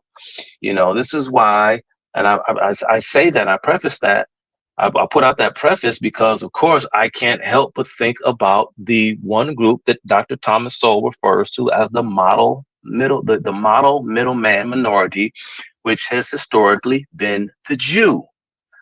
They thrive wherever they go because human capital, it transcends space and time in many instances, so long as the people are allowed to express what latent potential lies within. Right, and this is what makes America so unique and so special and so important. I was listening to someone earlier, and they were talking about how I expect all the things he has listed. I might have Sorry. when you're good, when Greek society was on the decline, and it was essentially conquered by the Romans, you know, the Romans were appreciative of the system that they had inherited from the Greeks, and the Greeks took Hellenism and they just exported it as far as they could. That was within their reach. Essentially, the United States did the exact same thing with the ideas of the English, and so it's that exact same relationship. We are to England what Rome was to Greece, and so that is why we have this. For better or for worse, and mind you, this is no utopia. Obviously, you know, as believers, we don't believe that, you know, man is capable of achieving such a thing. But the reason why we're able to build wealth is not slave labor. We build wealth because we have a culture of liberty. Let's see what that a little bit. Okay, so you said that the Greeks, so Rome built. I don't remember. I don't know. Was the Grecian Empire, the Roman? I don't know which one was. I think it was the Roman Empire first. Yeah. Well. See, it was the Greeks. The Greeks were broken up into smaller what they call city states. So because they were separate, they were different. They all considered themselves to be, connected in a way, but also there was a respect for their differences, because so, you know, like, they were states and states and America, like kind of like united but separate. Okay, exactly, because you know, you had of course you had the Spartans, and you had the Athenians, you had the Thebans, and then you had the Macedonians, and all. But the only negative aspect about that is you could say, well, when you have smaller political structures and jurisdictions, you have a more accountable government, because it's smaller, right? And you are literally within physical reach of the decision makers within your society, right? Which was the concept in America too. Like that's the local government, right? But again, okay, either extreme is bad, because there are pluses and negatives, and every system that, at least that comes from a human mind, right? And so you can imagine with the Greek city-states, they were smaller, which made them more susceptible to capture and conquer because of their relatively small size. And this is why various city-states at different times will create what we commonly refer to today as confederations or federations, right? You had Native American confederations, you know, you had different types. And so at various times, the Greeks may had different confederations, but they also warred with one another because they saw themselves as mutually the same in a sense, but they also didn't see themselves as being like them over there. We're not quite like them. We're similar, but we're not exactly the same. Right? The Spartans and the Athenians were different. They were different. And of course, it wasn't. Okay, question. Now, they were a homogenous people, right? They all look the same. Yeah, they all look the same, but they had different cultures, slightly Culture, different like tribes. dialects. Right, slightly different dialects, different deities that they worship, different dress, Mm, different symbols that may have meant different things. yes. You Okay, know, so I want to get into this. I want because this is where to me, this is where the crux of the matter is culture, which is what they talk. This whole thing blew up. This Frank Zander, he says Black Americans have no culture, and he's like, music isn't culture, which I'm like, I think art is culture. So art, whatever falls into art, but at the crux of all of culture is value. What to me, I say culture is ultimately the God that you worship, because how do you get the values that you express through your culture? Like, that's kind of like how I see it. mhm, So when you had this homogenous group of people mhm, who they divided themselves up into their different regions, mhm. why were they, because I mean, I don't know much about how Greece, whatever happened, and all that, but that's okay. That's similar to America. Now I know that their people weren't brought there from another place. They kind of they weren't forced divided. They divided themselves up naturally, it sounds like. But why were they able to what was the core thing? They had to have a core thing in common in order for that to work. So do you know, like, what was the thing that they were able to hold on to, which is kind of like what America is. Yeah, We've tried to create this thing that we can, yes, we're from these different places, but this thing unites us: freedom, liberty, the whole thing. What was it for the Greeks? you know what? That's a very interesting question, and of course, classical Greek history, of course, is not my forte. I'll just kind of speaking about it, more broadly. But there were some things that developed organically that caused a kind of a synthesis or commonality amongst these different groups who again divided themselves along political lines for the purpose of maintaining a culture within, as they saw it for their time, of freedom and property rights, accountable government, and a lot of the concepts that we still believe in, a lot of the concepts that we value today. And so that's a very, very loaded question. Mhm. But they had common gods, literature, the yes, yeah. I mean that's it. I mean they had common literature, common language, Mhm. God, common gods. That's a very, very loaded question, but Mhm. that is as simple as I can put it. Like I said, they had religion in common, they had language in Mhm. common, they had they had values in common. Values. You have to have values in common, because when you look at the Black American, once that break of values happened in the 60s, that break from righteous values, and they decided to take on these wicked values, that's where you see more of a break in the country. I know slavery and all of that, but it's fascinating that even throughout after slavery, they Black Americans came out and saw all the opportunity.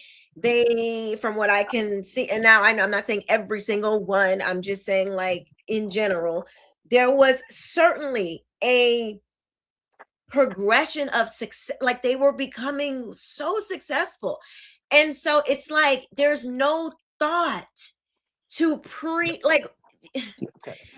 Let- it's so frustrating. It's like there's no thinking back to, okay, we used to be this. Mhm. What did we lose? You can't, it's like, how do you not see that there has been a value change? You can literally see people in the 50s dressed nice. They had their own homes, they had their own cars, they yes, they were segregated, but so what? Like they were thriving. Who cares? Right. It's like Well, today, it's frustrating I, because people today are still saying this foolishness, and you got all the opportunity to look back and dissect and dig in and all of this. You can't do it biblically. Your Christian, your faith is off. It's wrong. It's not rooted in truth. Your own American, your interpretation of American history is off. It's fake. It's false. That ain't true. It's like there is nothing that they believe now that's like rooted in facts. yeah. It's just a bunch of.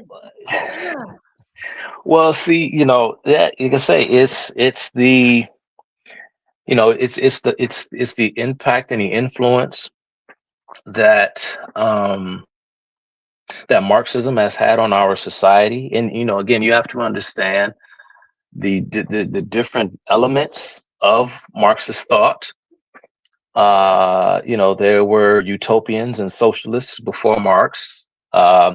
You had the method of, you know, what would become Leninism by his time in France in the late 1700s, with the French revolutionists, as they called them back then, with a man named Henri Saint-Simon and another French revolutionary. I forget his first name, but his last name is Babeuf. All of these men were, you know, idolized by revolutionaries across Europe, the world over. And then once, Marx really, you know, once he took a lot of these French Enlightenment ideas, he was very fond of a lot of Greek thinkers like Epicurus, Lucretius, Heraclius, not Heraclius, not Heraclius. What was his name? Anyway, that's not important. But the reality is that it was a long progression, and then Marx began to also incorporate a lot of German Gnosticism and German mysticism into his philosophy, and out came this unique thing that we today refer to as Marxism. But it's very important, and the reason why I brought up all of this is to bring it back to the French revolutionists and the French revolutionaries and their admiration of Jean-Jacques Rousseau, who made much ado about this, you know, when it came to this notion that mankind, that human beings must be put back in their natural state, the natural state of nature. It was all of these forces that were sort of foisted upon man externally that corrupted him and shifted him away and removed him from the natural state of being. So we must take the savage and bring the savage and put him back in the city. So when you ask the question, you say, man, how in the world? These are just briefly kind of running through some of the ideas of Rousseau. Again, you cannot understand Marxism, and you cannot understand how Marxism functions politically and socially and everything else if you don't at least familiarize yourself to some degree with the ideas of Jean-Jacques Rousseau. Because how Blacks were to regain their sense of self is that from a Rousseauian point of view, they had to return back to their state of nature.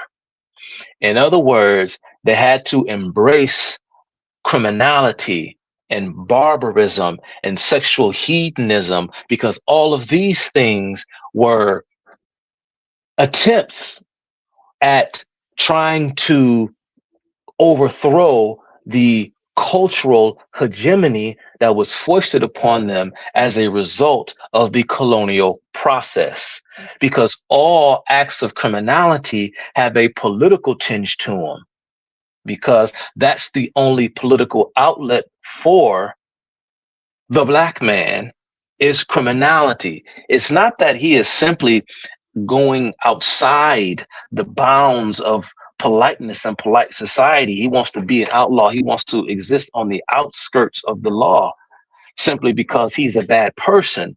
No, his violation of the law is in fact a political act. It is a revolutionary act. And this became something that many started to encourage by the 1950s, 1960s. It really sort of began in the 1940s, and everything sort of came to a head with and it may be unfair to put all of this at the feet of this one individual, but this was a very important book for its time, and it still is today, because he became a model of the new authentic Black person. We're talking about Black identity, and that was Eldridge Cleaver, a self-admitted sexual abuser who wrote his memoir, Soul on Ice, from prison, where he was serving a sentence for, I think it was attempted, may have been attempted murder. I can't remember what Eldridge Cleaver was in prison for a while. He wrote Soul on Ice. But if you read Soul on Ice, the entire left-wing academic media journalism establishment went gaga. They went crazy in a positive way over Eldridge Cleaver's Soul on Ice. And all of the entire left-wing establishment said, ha ha, that is a unique this Black man has something worthwhile to say to us, because this is an example of what happens when we don't get society right. We create men like him. And he is the lesson. He is the mirror to America, that if we don't change these structures, we're going to create legions of Eldridge Cleavers, because he is not a perpetrator against someone else. He is merely the victim of society writ large. And if we can fix society, then we won't have any more individuals running around the likes of Eldridge Cleaver. But everything he said, I'm gonna let you jump back in here. Can I make one more point? If I may. To bring it back full circle, you mentioned the Greeks. Like I said, similar gods, literature, culture. They all, Homer, the Odyssey, the Iliad, all that is part of Greek culture. They politically divided themselves up into these polises, or the polity, which we refer to as these smaller Greek city-states. And that existed for a while until the time of Alexander, okay? But even before that, and I always say this, I said that Judaism and then later on Christianity, right? Because because of Judaism, the gift of salvation was granted to the whole of humanity. But it is through that spiritual process, through that revelatory process, that some of the ideas of the ancient Greeks prior to the revelation were merely crystallized, and the truth was made clear. Because even prior to Aristotle, I believe it was Aristotle who once talked about, because this was the seedling of this notion of self-governance. I mean, why do we believe, particularly as conservatives, that the government should be limited? Because we were going to impose restrictions upon ourselves. Because whenever law is enacted to compel behavior, that's a person who is out of step with what is proper. In other words, he is out of step with God. Because if we were perfect people, of course, our founding fathers came to the realization that we wouldn't need law if we were capable of being perfect people. Right. But you must strive, you must try to deny yourself, to deny your appetites. And that is, in essence, what self-governance means. And it's an ongoing tradition, like we mentioned, from the Greeks to the Romans, to the Europeans, and now to the Americans. And once we started to openly embrace hedonism and began to question the boundaries of what is acceptable, then inevitably we will render ourselves incapable of self-governance, because you are supposed to impose restrictions upon yourself. You are supposed to deny yourself. Man, you mean like beating the flesh down every day, killing the flesh? You see these things that in what you're saying, when we look at European history, when we look at people who have been successful, they seem to apply certain principles that somehow seem to always align with the Bible. Now, that doesn't mean that you have to be a Christian to to do them, because there are just certain things in the earth that God has already set up. If you jump off a building, gravity, there are certain laws that are just God has already instilled into what. I'm just laughing. Yeah, I'm sorry. I gotta stay out of the comment section. I'm not trying to be. I'm not trying to be mean. I guess I'm in a good mood, but I am reading some stupid stuff tonight. Somebody in the comment section said, and I get it. Fiction may not be your forte, but I gotta read this comment. And I'm not saying it's stupid because, like I said, fiction may not be your forte. I'm not a huge fiction guy. Yeah. But somebody said I don't like any work of fiction as they lay out for real society. Like, I mean, that's just silly. That's just a silly thing. That's just a silly thing to say. No. He didn't mention the Bible. He didn't say the Bible. But I'm just saying, like, it's general saying that fiction. Are you serious? So Virgil, Dante, Wordsworth, Homer. You think that Shakespeare? Nothing. None of these works has any relevance to real society. I just, what a peculiar thing to say. I'm not even going to address that. I'm just going to let that sit there. Go ahead, Keisha. I'm sorry, but I cut you off. I mean, Dante is Inferno by itself. Just go. I'm sorry. I'm sorry. Yeah, and Megan says the Iliad. Simulated Student says Paul wrote in Romans that law is for the unrighteous, that a righteous man is a law unto himself. I mean, God pretty much says that in the Old Testament too. Because it's because the Jews were, getting all out of control. It's like, look, let me give you some rules to live by, which obviously was for everybody. But gosh, anyway, let me play this clip.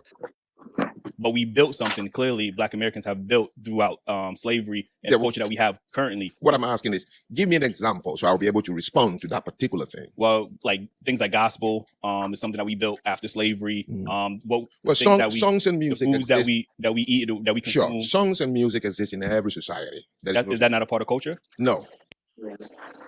Okay, so when he said that, is that not a part of culture? He says, no, it's not a part of culture. Why is music not a part of culture? Why do you think he because he doesn't really get into why he says that music is not a part of culture, but I wonder if he means art in general or just like music and whatever that other thing was that he said. And do you think that that's true? No, I don't think that. I don't think that's true. Like I said, I know the clip goes on and the conversation goes on. I don't know if Frank ever comes back, and it's certain when a certain individual says a certain thing, and when that person has done well to establish their bona fides, sometimes when they say something, you can almost predict one-to-one that's not exactly what they meant, right? Or yeah, you ask them further, you know what I mean? It's like, there's some moments in here where you can definitely see that. Yeah, I think he was trying to respond, and when you consider the context, I think he was trying to respond to the comments that were just made to say that if you're talking about an upward societal trajectory, you're right. It's not just simply about being able to make music and dance and act and entertain. On its face, there's nothing wrong with those things on their face. Let's get that clear. There is nothing inherently wrong with being a talented entertainer. There's virtue in that. But what Frank Alexander was trying to say is that there is more to the story. There's more to this picture here, And I think that him just being in that kind of environment, sort of like in a debate type format, I think that he may have just slightly misspoke there, and kind of just in order to make a point, he overstated. Gotcha. But that's not precisely what he meant. And let me just say to Joe, to the person I made a comment about fiction, like I said, I wasn't trying to say you was stupid or nothing, bro. Like I said, on its face, fiction, and you just cleared it up for me because you were probably leaving a comment in reference to something that was said earlier. You said you can't compare Ayn Rand to Shakespeare, and I totally agree. I saw some of Ayn Rand's ideas were good, but Ayn Rand, I mean, Ayn Rand was she wasn't it. You know, she had some good ideas. She You know, did. she survived the horrors of communism, made her way to the United States, and she said a lot of good things, and some of her ideas were good, but Ayn Rand leaves a lot to be desired, and there's surely no comparison between Ayn Rand and Shakespeare. You are correct, sir. So hope I didn't offend you, but like I said, I was just reading that one comment. Yeah, I mean, Ayn Rand, you know, I get why people like her, especially in this moment in time. Like, I get it. But yeah, I'm like, she was on to something, but it's like, I don't know. Okay, I have a hard time with people that are atheist. Like, I have friends that are atheists, but I have a hard time with somebody that I don't know that's an atheist, because atheists come in all types of different ways. And when people think that something came from nothing, I'm like, it's hard for me to take you serious. Like, Yeah. huh? Like, you're gonna have a really good, I don't know. I have to know you personally. Like, I can't, like, but atheists that I'm just like, something, how you get that? Like, it's just like, you ask somebody like Uncle Tom speaks, he's just like, blacks be like 1 + 1. Oh yeah, that's 11. It's the same thing. Oh yeah, something came from nothing. I got a hard time taking you seriously. When I found out she was I'm like, okay, I'm with you. Like, and then I'm like, forget it. Like, there's no point. Like, I don't know. That was the thing for me. And there were some issues in her philosophy, I will say. Yeah. I can't remember what I disagree with, but I do remember when I was. Well, I mean, she spent the last couple of years of her life, very angry and bitter, and I mean that she was a vehemently outspoken critic of the Reagan administration.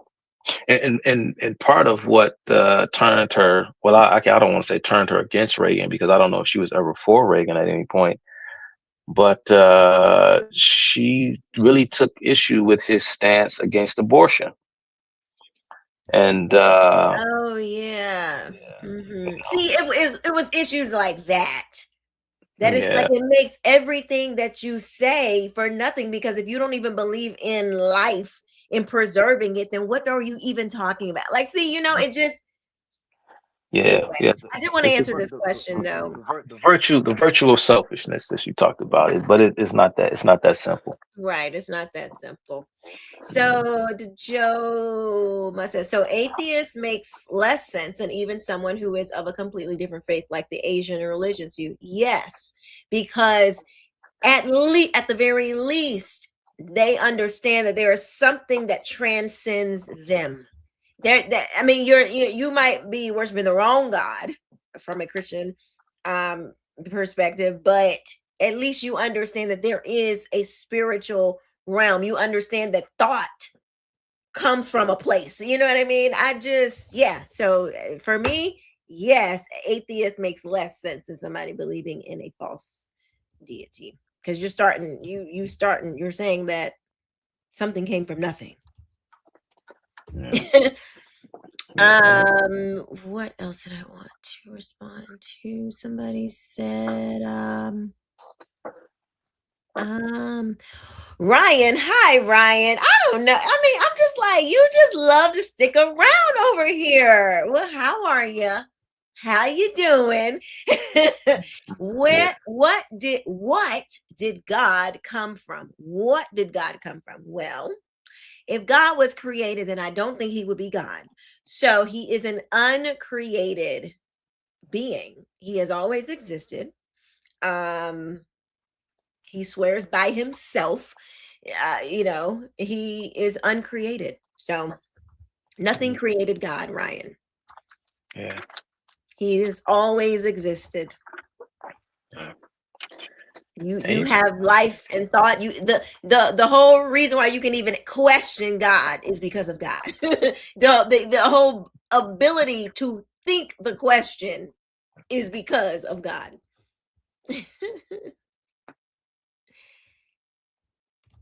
It's amazing how American Christians have all the answers because we read the Bible. That's why. And the Bible is full of answers. We got answers for this. This is light work, okay? I Literally, don't know. light So, and lights. yeah. Right. See what she did there? He didn't get it. It went over his head. He didn't get it, but you got it. Y'all got I it. don't know what Christians he speaks to that says that they know all the answers. Let's see. Mind screw, out of respect for your channel, that we have been put under. So no, we don't have an official language because we weren't allowed to have one. But still, if you look at AAVE, it's everywhere. And when it comes out of our mouth, it goes from the hood to the boardrooms to a billboard on Broadway or in Times Square. So we have culture, we have influence. And no, I'm not just talking about taking what's the word I'm looking for? Weeds and turning them into collard greens, or taking innards and turning them into chitterlings. I'm talking about the fact that we have persevered and we are the most copied individuals on the planet. So much so, if I'm wrong, please explain Akon to me. Please explain Burna Boy to me. They all do a variation of who we are. And I'm not just talking about music. I'm talking about the walk. I'm talking about the talk. I'm talking about the hairstyles. I'm talking about. Okay, this is not culture. See this that whole like how you walk. Okay, let me take that back because that can be a cultural thing. Like you can look at a group of people and say, okay, their tribe, their group, they have a particular walk. Let me take that back. But the way in which he is talking about it is okay. Here's the thing. If you realize that is your contribution to your society, cool. All right. The music, the particular sports that we tend to watch in America, all the things that Black people are looked at successful. Music, fashion. If Chad O. Jackson was here, we've had this debate before. He would disagree, but music. Do you remember that, Chuck? Yeah, I remember. Let's see, music. Anyway, y'all know the things, sports, whatever. Why haven't you? The question still remains, it doesn't go away. Why haven't you taken the things that you are good at and monetized them and made them a work for you? If you're so good at that particular thing, everybody else did. The Germans, they got pianos everywhere. They got, the Chinese have their thing. Everybody's got their thing. Where is your culture of cool and making everything cool? How come you haven't gone into the Googles and the Apples of the world and said, hi, I'm here. We have an established enterprise of making your business cool. Why haven't you made that offer to them so when they put the stuff on the billboards that you get paid? I don't like, how come you haven't cultivated that amongst yourselves if you are just so good at it?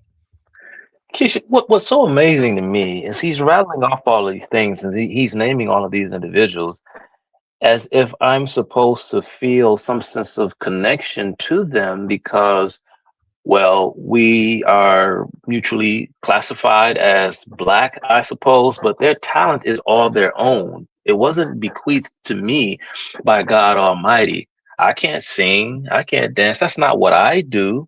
So I couldn't care less about the talent of another individual. And I don't know the terms of whatever sort of interaction said individual had throughout the duration of their careers. And if they, in fact, once again, to go back to some common theme that I've been saying over and over again, if they were able to extract something of value from those business interactions within the entertainment industry, that's their business.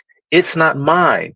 The reality is that to become successful and whatever, however you define success, but to have wealth and fame and these kinds of things within the entertainment industry, that is a very unique field and a very unique market in and of itself. And regardless of race, very few people succeed at a high level within that industry in general.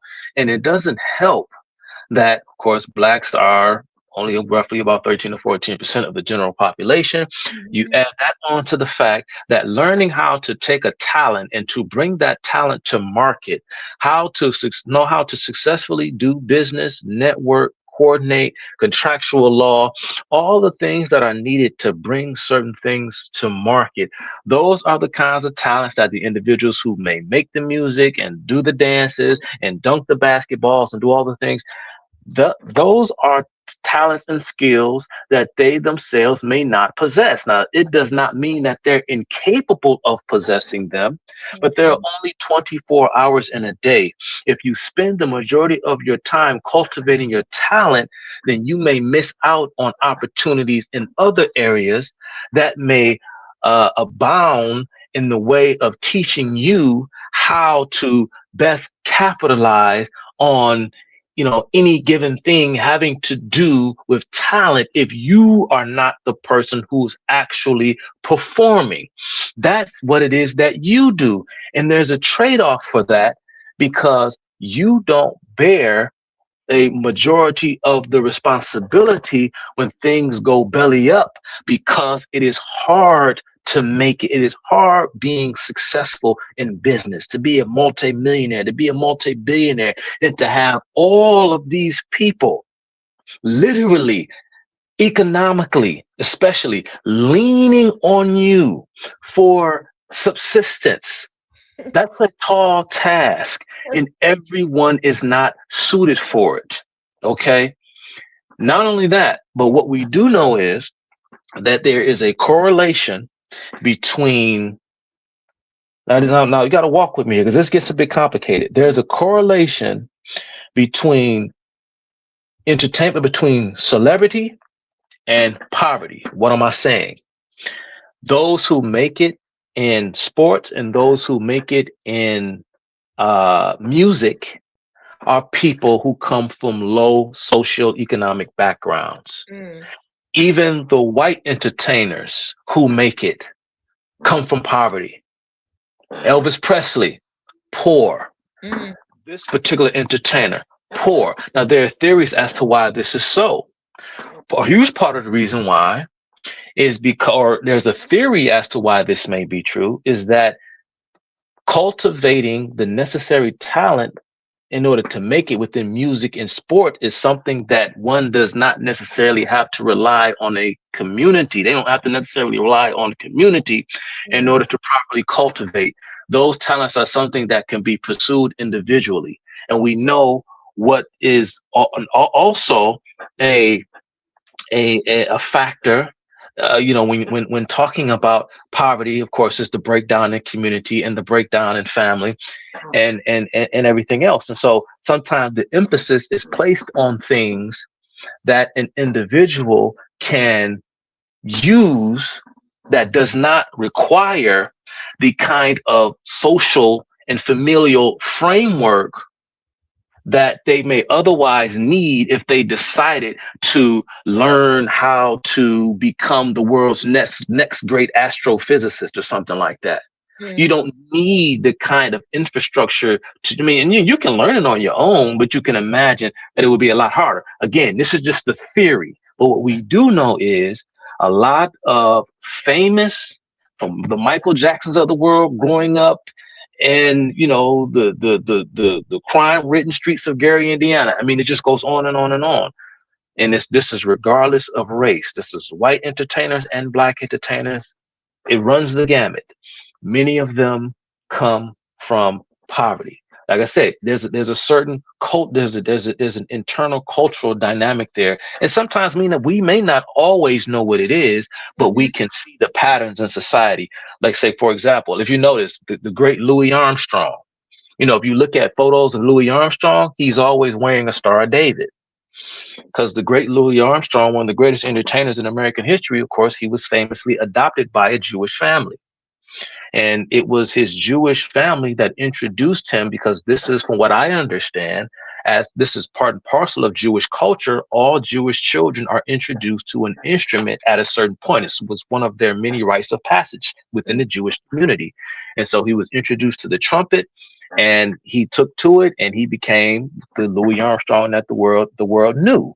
And so he credits his Jewish upbringing for his attraction to jazz music, because it was introduced to him by his Jewish family, who again had a culture of instrumentation and learning how to play instruments. That's why you always saw Louis Armstrong wearing the Star of David. I will say that, you know, as an artist myself, there is one thing to have talent. And I've seen this because I was in the music industry, and you see the people who, you know, there are people that I was around back in the day that are famous today, that or they are well known, might not be famous to the public, but famous to musicians and other artists. And one thing that I will say that is really that everybody's seen when it comes to Black musicians, in particular, Black American artists. And Frank Zanu talks about this, but in a different kind of topic. He says that, and I kind of mentioned this already, Blacks don't know how to manage. They don't understand that you can have the talent, okay, but you don't manage well. So Exactly. you need somebody you need a manager to help you with your talent. And so you don't end up with bad record deals, or you know, you're a great singer, but you're performing at a hole in the wall. You know, that these are people, your manager, your attorney, you have to have a team. And one thing that Black Americans, there's a few things. They don't understand that concept in other types of industries. The team effort, that everybody is not a CEO. And there is a skill that you need to have to be the CEO. Okay, you got this great idea, but if you don't have your people in place to help the idea forward, it's not going to go. And you can't hate the people that you need to act, that are good. You can't hate them, but then want them to, work on your business. But it's got to be all Black. Okay, we'll fail. Yeah. Because everybody Black may not have the skill that you need. And if you go in that myopic and simple-minded, you're never going to succeed. Yeah. That's the problem. That's part of the problem. And I want to play this clip because they're talking about this. Let's see. And 15th Amendment, all of those things that started as the Black liberation movement, but then got shoehorned into civil rights because everybody wants to come off of our pain. It's still a part of who we are. American culture is Black culture. The problem is, not only did we have to create it, but everybody else got to monetize it. We don't own major forms of media. So the message that goes out to the world about foundational Black Americans is very lopsided. It's very negative. Even Frank said to Nancy, he said, well, what is your culture? Twerking? Negating the fact that twerking started in Africa. Well, that's things of that nature. The hip, stop me when I go wrong. All of these things get put out as if that's who we are, and it's a very limited, very narrow-minded, very sore and very disingenuous snapshot. Well, I was trying to get to the management part, but you see how he played this game, because he knows that this rhetoric, this narrative that we are victims because of white cultural supremacy, these ideas that we've adopted due to our status as as this oppressed group. He's double talking, because he's saying that, well, we are more than No. What do you mean? Because we're not responsible for putting out those negative images. But then he goes on to say, because he knows that that's a sore spot that'll get people to perk up because they feel like victims, because Black folks, our culture was taken away from us. We weren't even allowed to speak our language after all, don't you know? And so he wants to have it both ways. He wants to remind you that the twerking images are not put out by us, but at the same time, so in other words, that's not really us. But you do know twerking came from Africa, right? You see how you want to have it both ways. So is it us or isn't it us? Is it positive or is it negative? If it comes from Africa, does that make it good? I'm sorry, Keisha, you muted. Everybody that we saw twerking in the beginning was black people. Okay, so See, what are you talking about? you That wanna- wasn't us. It was you. Like, I was seen the you. picture. We seen Freaknik. Okay, it was you. Right, yeah. It's like, what are you images talking get- about? right, the images get put out about foundational black Africans. That's not us. But anyway, but not to mention that twerking came from Africa.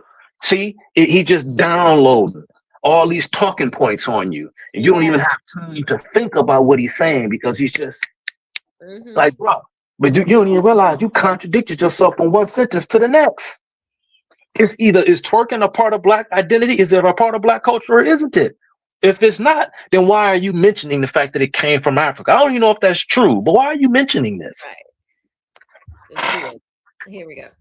Of who we are, because we get put into killers, baby mamas, this and that and the Yes, other. you are. And then when you look at how the media is weaponized, right? They'll take people throughout the diaspora and then put them on platforms and then bring them here. I'll give you an example. There's a show on CBS called Bob Hart's Abishola.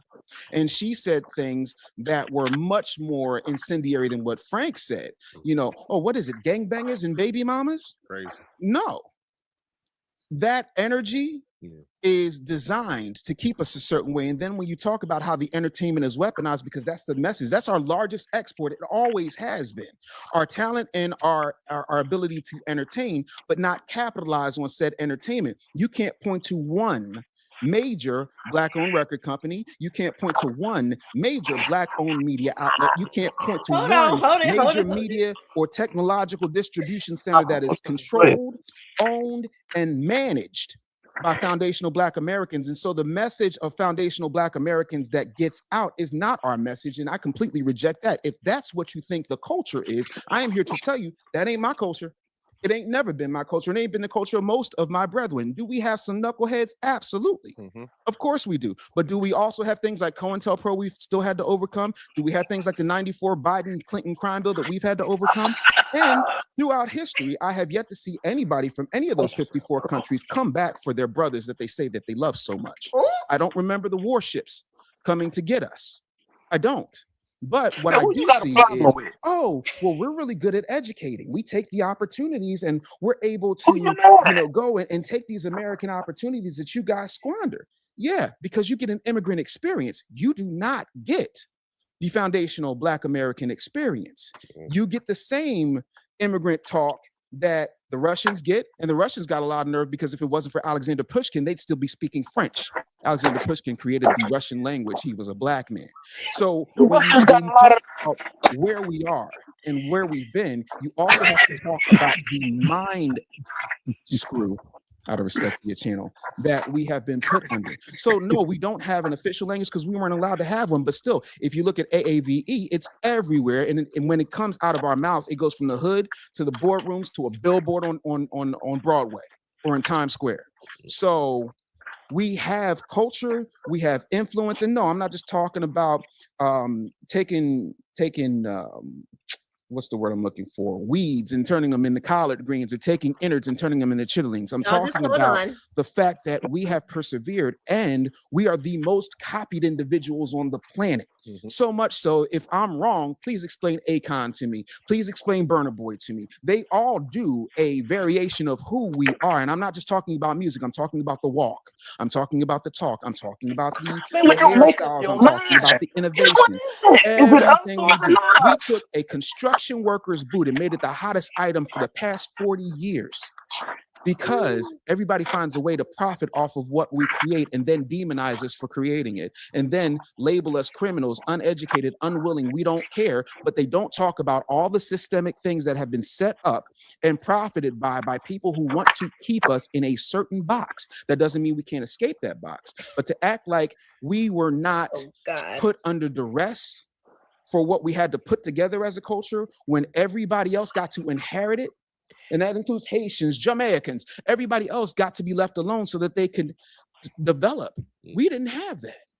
And to this day, I have yet to meet one African, one Jamaican, one Caribbean, one Black person anywhere who comes into this country and has automatically ingrained in them before they start going, my country, 'tis of thee, sweet land of liberty, of thee I sing, that they're afraid when the red and blue lights come on behind them when they're pulled over. And I get it, and I'm the son, brother, and nephew of cops. That's why I say, yes, we have a culture, but of course we don't have a language. But let's not be disingenuous and act like it doesn't matter, because it does. Because as foundational Black American goes, so goes everybody else in society. So, Frank, let me ask you a question. If slavery erased our Black Americans' culture, what do you call what we built after slavery? What do you call that?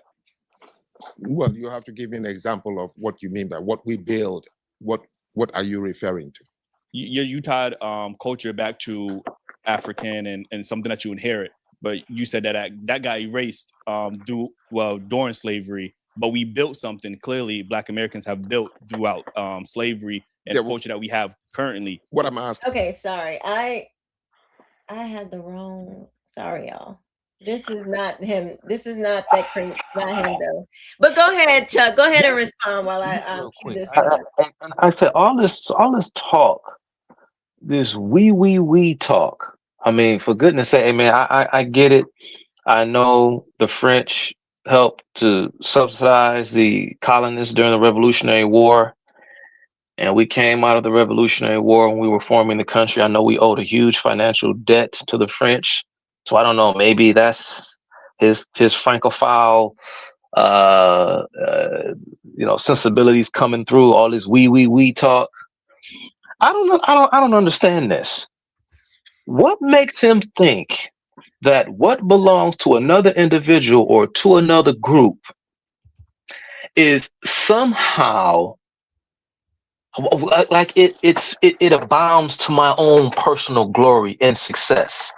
Because you're Black like them. That's why they think exactly. I know the answer to that question, but that individual's talent is all their own. Okay, Ryan Taylor's stupidity is his own. That has nothing to do with me.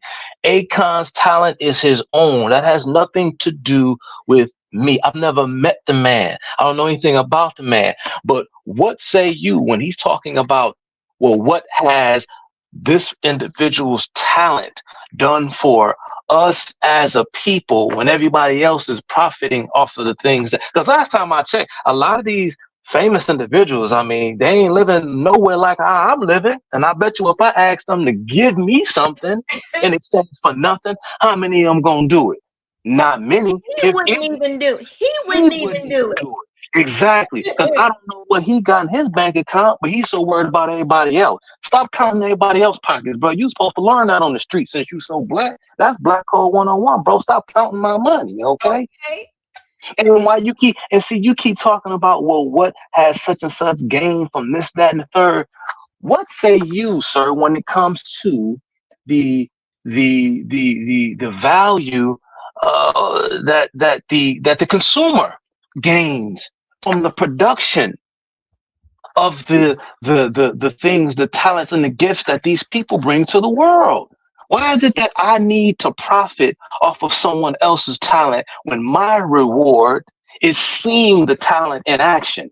Because even if it has no direct correlation to my own talent and abilities, I can draw inspiration from the greatness of, let's say, Michael Jordan just had a gift. Mm-hmm. God just touched him.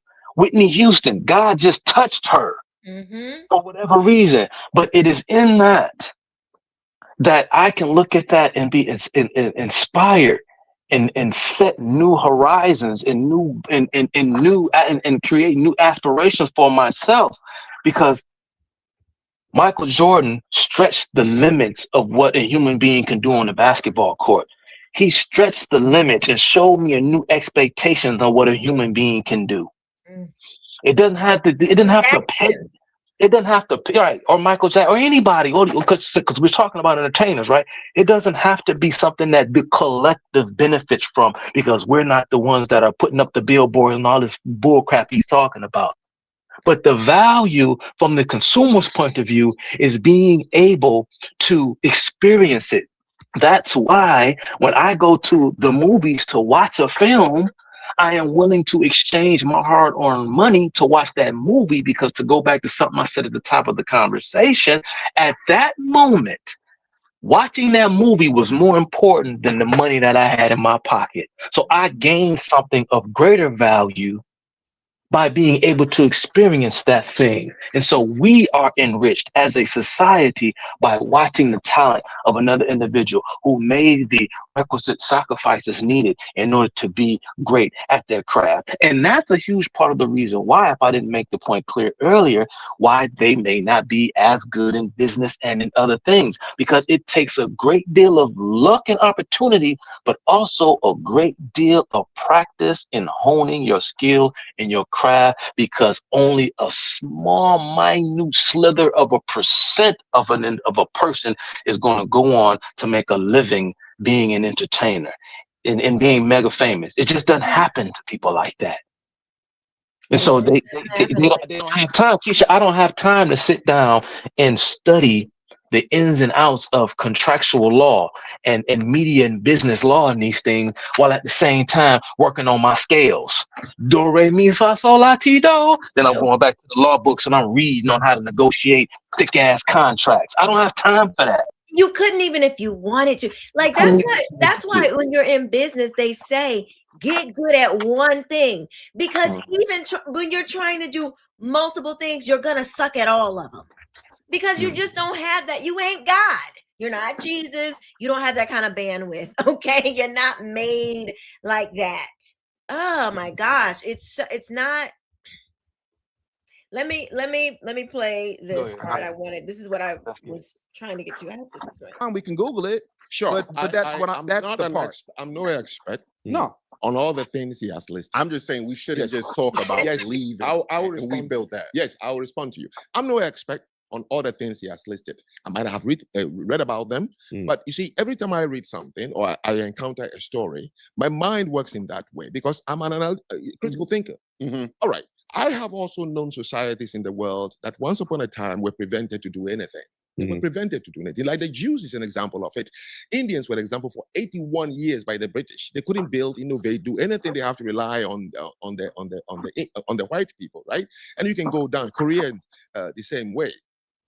However, I believe in something called the second advantage, meaning when the phenomena is over, you should repeat it. So somebody gave me the first lecture about Tulsa, Oklahoma. And I said, what year was that? Quite a long time ago, right?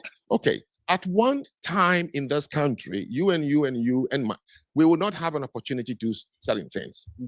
But if that ability to build Black Wall Street is innate, why haven't we repeated it? Because we cannot. And here's now let's go to your flea experiment. Sure. How about the other people who've been held down also by the same condition for long? Why are they not? Here is my problem. I have a lot of mentees. African-American students whom I used to take to Africa. I had a program. Every year, I take a bunch of them to build schools in Benin.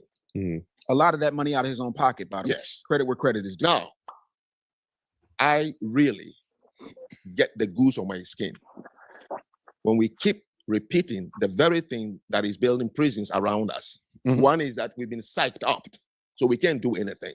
Two is somebody is always lurching in the dark. That's why we are the way we are. If you say so, and then you ask a kid to go to school and stay in school and do well, you sound stupid. Why don't you go and kill the white supremacist so the problem will go away from me? There is something that is just human. When you find yourself in a certain situation, you cannot explain it, better create a boogeyman fast. But a boogeyman only turns around and imprisons you and your own children. Do you hear that? Before he continues, the boogeyman that you create, it only imprisons you and your children. That's why I'm so big on whom the sun sets free is free indeed. Because when you say, I am a Bible-believing Christian, I believe this word of God Almighty, all of that, I'm blaming this one. It go out the window. Because you got you're connected now to the source of everything. What do I look like walking around here saying I have the words of life in my hands and God has left it for me? And if I follow this, I can have a good life here, or have a decent life here at least, and I know I have everlasting life. Now, having a good life here is not promised, but I do know that I will have a good life after this short time here is done. And you mean to tell me that I got to walk around here, and at the same time I'm supposed to believe that some nameless, faceless, abstract person is out to get me, when I'm saying that I have the book of life everlasting? It's just nonsense. Now, this guy is not a Christian, as far as I can tell, but he is recognizing something in your thinking is not right. And you got to at least start there, but you won't get there unless you kick the tires on your own thoughts. Let me let him finish. I refuse. There is no psychological effect on any black person on earth. We are just what we are, different. And whenever we find ourselves among other people, the first thing we start doing is compare. Let me give you a country, South Africa. 12 tribes, 7 major ones. Shaka the Zulu is from the Zulu land, and then the Xhosas, and then the Vendas, and Limpopos, okay? Makes one huge region, 51 million black people. Six-pack and big chest. They'll kill you with their bare hands. 2.8 million white people arrived and built that country to the standard of a European country. 2.8 million South African white. Then the people started bickering. They said apartheid was the reason the black man was poor in South Africa. So the majority, 51 million black people, were waiting on 2.8, saying that apartheid. You don't know what apartheid is? Yes. Apartheid was no economic thing. Apartheid simply is what is happening or happened in America, like in Westport. Look, don't have children with our girls. We want to keep a pure race. Apartheid is what is happening in India. We want to keep Indians marry themselves.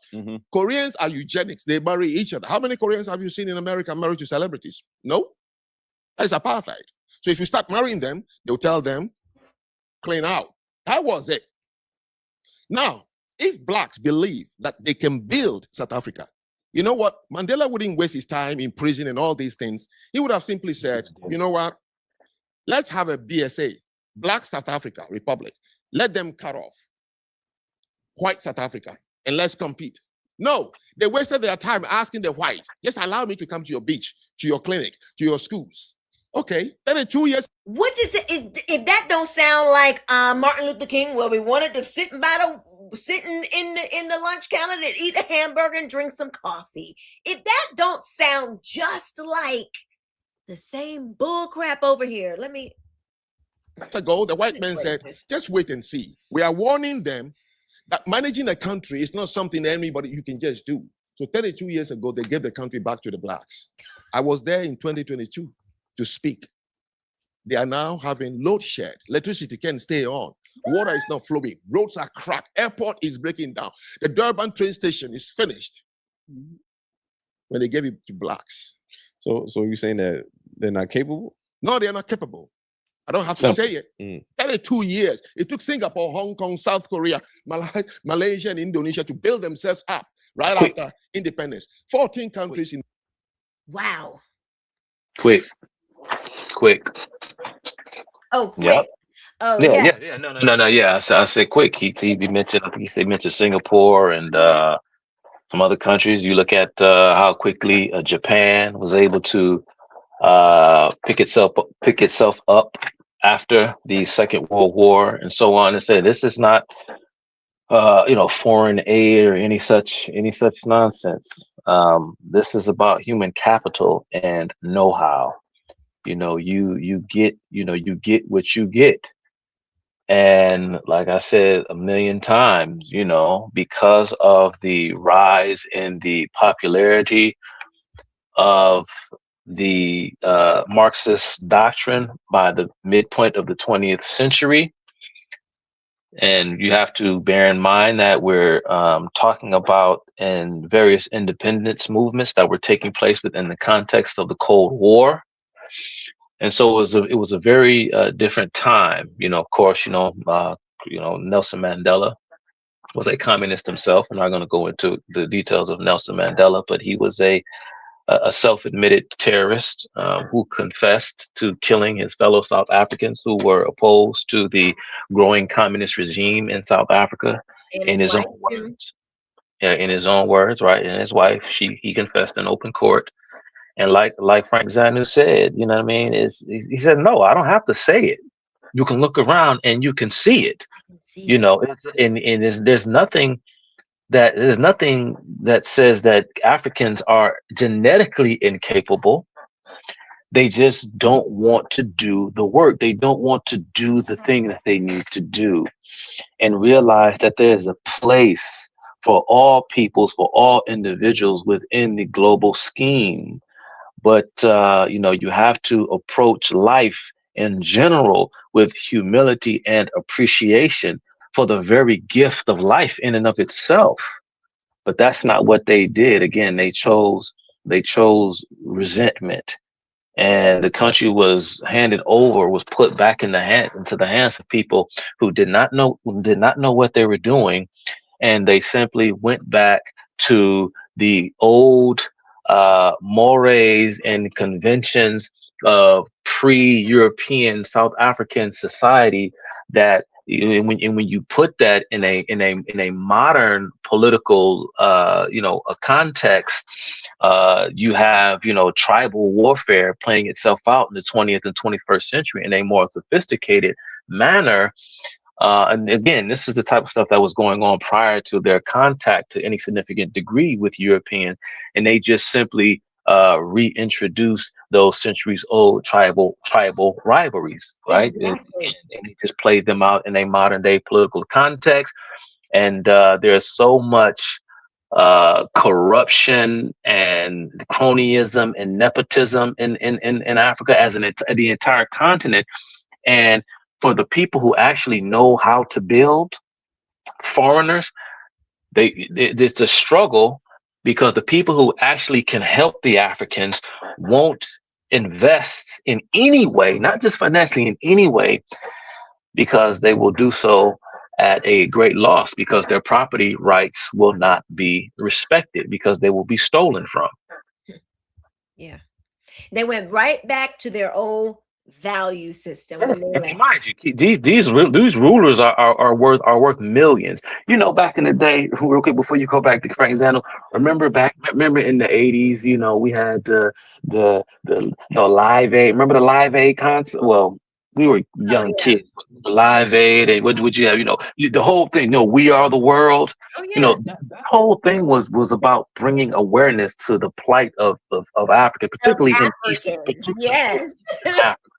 Then they had Hands Across America and all this other foolishness. And it's funny because our elites, particularly in Hollywood, were putting on these elaborate showcases to try to raise awareness and to bring aid to the people, but the peoples were suffering in large part thanks to their meddling in the political process by undermining and corroding the morale of Americans. And what I mean is eroding their resolve to support those in positions of authority who had as at the top of their agenda the aim and the goal of pushing back and fighting against the growing international influence of the Soviet Union. In particular, the Live Aid concert was meant to bring awareness to the civil war that was going on in Ethiopia at the time. Ethiopia, Somalia, and Eritrea. There's a whole lot going on, but there was one particular individual at the time who reigned over Ethiopia. I can't exactly remember how long he was in office, but he was Ethiopia's first ruler after the fall of the monarchy. His name was Mengistu. I don't know if you ever heard the name Mengistu. Mengistu Haile Mariam. If you just look him up, Googling Mengistu, he was something else. He was a Marxist. He was a communist. He was one of the Soviet Union's main stooges. And what you had with Mengistu, who was a communist, you had other communist factions in Ethiopia and in Somalia, and they were all these different communist factions were warring with each other over control of of Eastern Africa, again, particularly Ethiopia during the reign of Mengistu. But this is what that whole philanthropic charitable thing that was happening in the 80s was all about, bringing awareness to the destruction that was being caused by these communist regimes in Africa. But again, the story isn't told in that way. The Netflix documentary about the We Are the World, the greatest night in pop culture, didn't tell you that, you know, the Jane Fondas of the world who butchered and sabotaged our war effort in Southeast Asia to stop the spread of communism in that part of the world. They're not telling you about that, but they can go and sing and dance, but they're not telling you about what was really going on in Africa. It was about the rise of communism.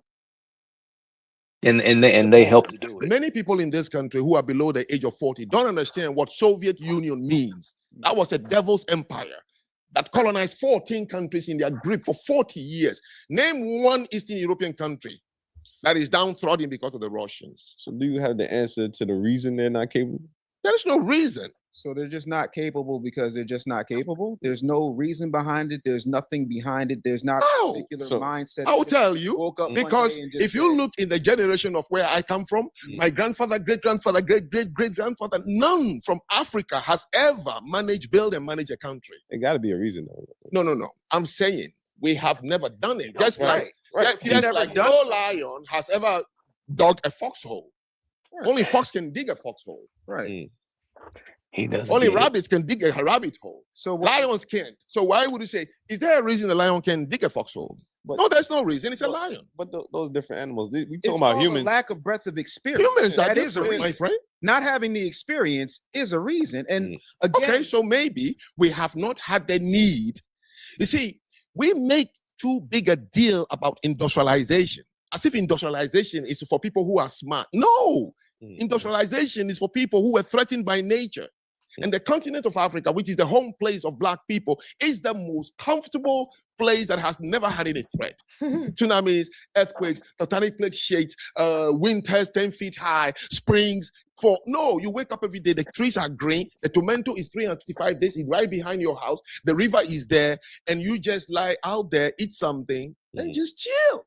So your brain for millions of years is not inventive because There's no need. there's no need.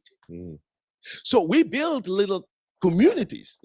Africans are communal. The Black man by nature is not an individualistic actor. No. The Black man relies. That's why you can't finish a sentence with a Black man without him saying, oh, my niece, my cousin. You can talk to a Japanese, a Korean, and a white man for 3 hours, and he's my wife and children. That's all you're going to hear because they come from that kind of thing. All right. So where we come from, where we evolved, gave us something. And that something is what we are.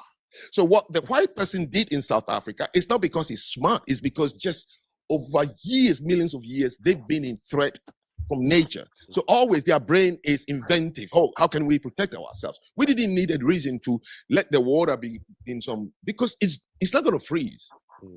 And we have to come back to that.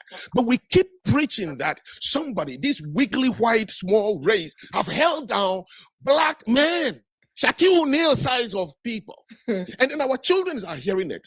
And you forget to see why our children hate each other because you say we are nothing. So it's easy for the Black man to kill the other person. And I'm just saying we need to stop this. Stop it. How can one race on earth have the same experience and it's not going away? I agree with you, right? To a certain So degree, to your right? question, we build it so we won't live it. You're lying to yourself. What did you build in America? Name one thing you built. You were in the 6 states in the South, farms because of your ability. They took them to Jamaica because of plantation. They took them to Haiti because of plantation. So when they brought you here, it's because farms. And you keep saying we build. You're making the kids angry. If the man didn't have a home, how could he bring you as a slave? Come on, He built now. the country. He wanted you here to maintain some things, man. So what? You build. So what? You will give your dignity, your children's dignity because we built the country. Therefore, we are going to stay in the country where we will be looked down upon. We will be indignified because I built it. Instead of you going and build. You know what the Jews build in other people's country, but they left it easily to go to a desert. And look at it today. Touch one of them, and God bless you. A desert that was started and state sanctioned in 1946, the year my mother was born, a desert that also came with infrastructure, a desert that also came with banking systems, a desert that also came with absolutely no laws preventing them to build freely. But That I'm is saying no. they did move Hold to on, a hold place. on, Frank. I sat here very quietly, Okay, intently okay, listening. sorry. He ain't I said got a word when you was talking. Let you rattle off all that garbage. Oh, my bad, Keisha, you muted. I'm sorry. It is such a great conversation. You're gonna have to go and watch it because it's 11 o'clock now. But it's long. It's good. It's really, really good. It's so many nuggets in there. And it's Go only ahead. one. Go ahead. It's only one person. It's only one person dropping them. Like I said, and it's Frank, and it's not even close. You know, and again, and here they are trying. I mean, just because he is a native African from Benin, doesn't necessarily mean that he knows more about the history of Africa than someone not born on the continent. Let me just say that. But at the same time, I just the arrogance and the conceit of these people, particularly, well, I mean the young folk off sitting adjacent, they've been, they've managed to conduct themselves in the clips that I've seen. They've managed to conduct themselves quite well. But at the same time, it's just amazing to me, and like when he says that, well, they just haven't, or he said they haven't had, they just don't, they just can't. Well, why can't they? Why can't they? Why can't they? They're looking for a reason, because human beings are largely narrative based, and they're driven, and I really do think it kind of speaks to that. um I want to say this correctly, sort of like that imprint, that God consciousness that you have on you, where there always has to be I don't know. I mean, I'm thinking of a lot of things right now. A lot of things running through my mind. I'm trying to flesh my thoughts out in real time. But it just always amazes me how human beings, who, when you can look at something as matter of fact, and at the same time still want to find a perpetrator, you still want to find a villain, as if someone, and this is what their questions were leading to, and they thought that by him not having an answer was his silence, or his inability to give them an answer, was louder and spoke more profoundly than any answer he could possibly give, because in their minds he is trying to evade the obvious, which is they have been able to do these things because some external force throughout history has been preventing them from doing so. And he's just simply saying, no, that's not the case. Because, like I've said before, everything doesn't have to be a melodrama, and human capital largely develops in a vacuum, because for the longest time, individuals were born where they died, and movement about the face of the earth came at a high cost. That's right. And so many unknowns, like you wouldn't know like where you're like what you're walking into. It's not like you had all this information.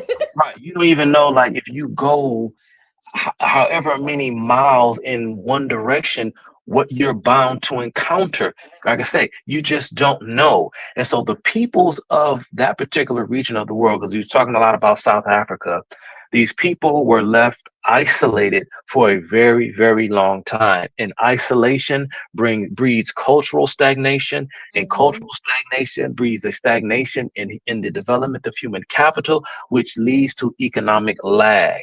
When there's no communication with people outside of your immediate group, and the peoples of Africa are very, very segregated, and spread apart, and they impose upon themselves. The only time, again, when you begin to see any type of serious economic growth is when Europeans came in through imperial imposition and imposed, not always by force. It wasn't that simple. A lot more complicated than that, but that's another story, because we're about to wrap up, Keisha. Yeah, I do want to bring. I got somebody back here, Khalil, who wants to. He looks. Hey, what's up, everybody? How you guys doing? Good. Yeah. Oh, you guys know each other. Hey, hey, That's your yeah, friend. Khalil, that's my boy. That's my boy, man. He Okay, came. all right. Yeah. He drove from Hello, Canada. welcome. He drove from Canada to come see me, man. We actually kicked it at a bar one time. Oh, good night. Yeah. Hey, Khalil, before you Yeah. Hey, Khalil, before you jump in, Keisha, I just wanted to say, like what Frank Zanu said, and one of the factors that he said that battle-hardened Europeans, because I talked about the presence of iron, coal, and ore in Europe that they didn't have in Africa. But Mhm. another one of the things that battle-hardened Europeans, of course, Keisha, is what? The centuries-old ongoing war at various stages with the Islamic Empire, with the Ummah. I just had to mention it, but go ahead. Yep. Yeah. I'm very glad that you guys are going over this because yeah, I had sent this to Chad some time ago because I had watched this and was riveted by it just like you guys were, and I was like, oh, this is dope. So I came up with a concept of a film, a documentary film that I'm gonna work on, and I asked Chuck so kindly to be in it, and he agreed. Nice. And I also Breaking news, everyone. Breaking news. yeah. So as soon as I watched it, I reached out to Frank and I reached out to Dave Anderson, and they both got back to me, and they also agreed to be in it. And I Nice. was also blessed enough to get Chad to also contribute and Blanchard. So Nice. Very um, nice. yes, and now I'm gonna put you on the spot, Keisha. Would you be so kind to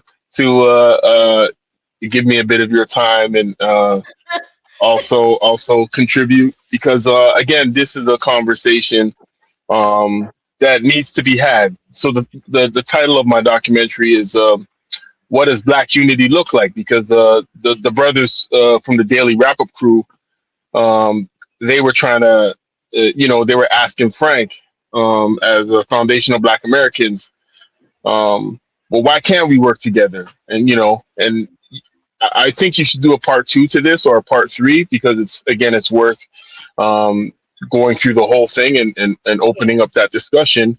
But after watching it, I for myself, I'm like, yeah, like Frank said, I don't know the answer, right? And I said, you know what, that's something worth exploring. So that's what caused me to come up with the title of the film and say, yeah, this is a thought experiment.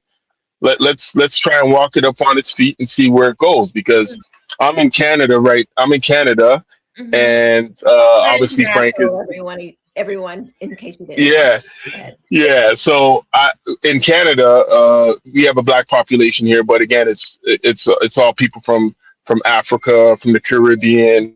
So we have I guess, our own kind of distinct culture ourselves. So in bringing everybody together and having this discussion, I wanted to know, yeah, like just breaking things down. Like we all have different definition in terms of what black even means. So that's going to be the beginnings of it and the walk of it. And I'm excited to see where it goes because I don't in coming up with these questions and speaking to all these people, I don't know where it's going to go. The film is going to take shape once we get to the editing room and seeing where it goes. But you Mm-hmm. know, uh, we have a parade. We have a parade at the beginning of August. It's called the Caravana Parade, and it's basically a West Indian cultural parade where they have a bunch of floats and people are kind of dancing around, and everybody's representing their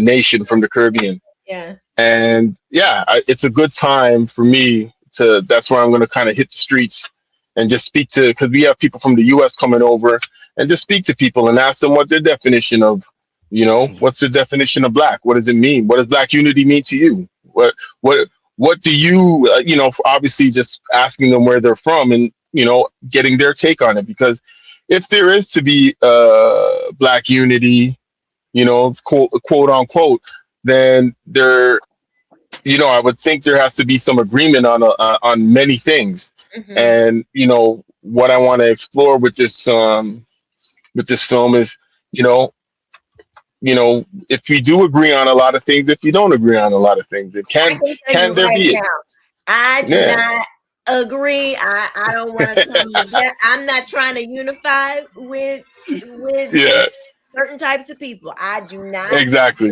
date with certain types of people because I yeah, have values. Like my exactly, life, I value exactly, my life. exactly, Well, like yeah, I but got But yes, darling, you call me for the camera.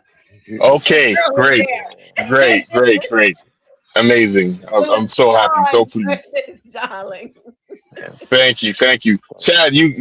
Chad, you can give me your contact info, right? You can give me, yeah, pass your Yeah, information along, and yeah. and we'll talk. But I just wanted to say I'm so glad that you did this, and I think you should continue.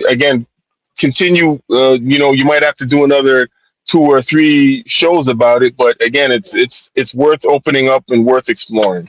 You know. For sure, for sure. It was a great conversation. I'm like obsessed with. You should see my YouTube history now. It's all like Frank Zanuck stuff. Oh yeah. Same. Soon as he Fascinating. was saying the things, I was like, yeah, this is it. And we had a great conversation. The man is, yeah, he's a great guy. Great guy.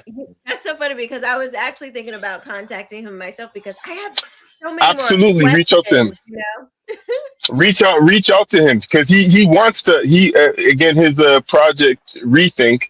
He Yeah. wants to have these discussions and he wants to open it up. So yeah, absolutely. Again, when we conversate, I'll pass along his information and reach out to him because he Yeah. wants to have these type of conversations because he wants and for myself and I know for you and for Chuck, we have to have these conversations because our children cannot um, go on thinking a lot of the things that are out there.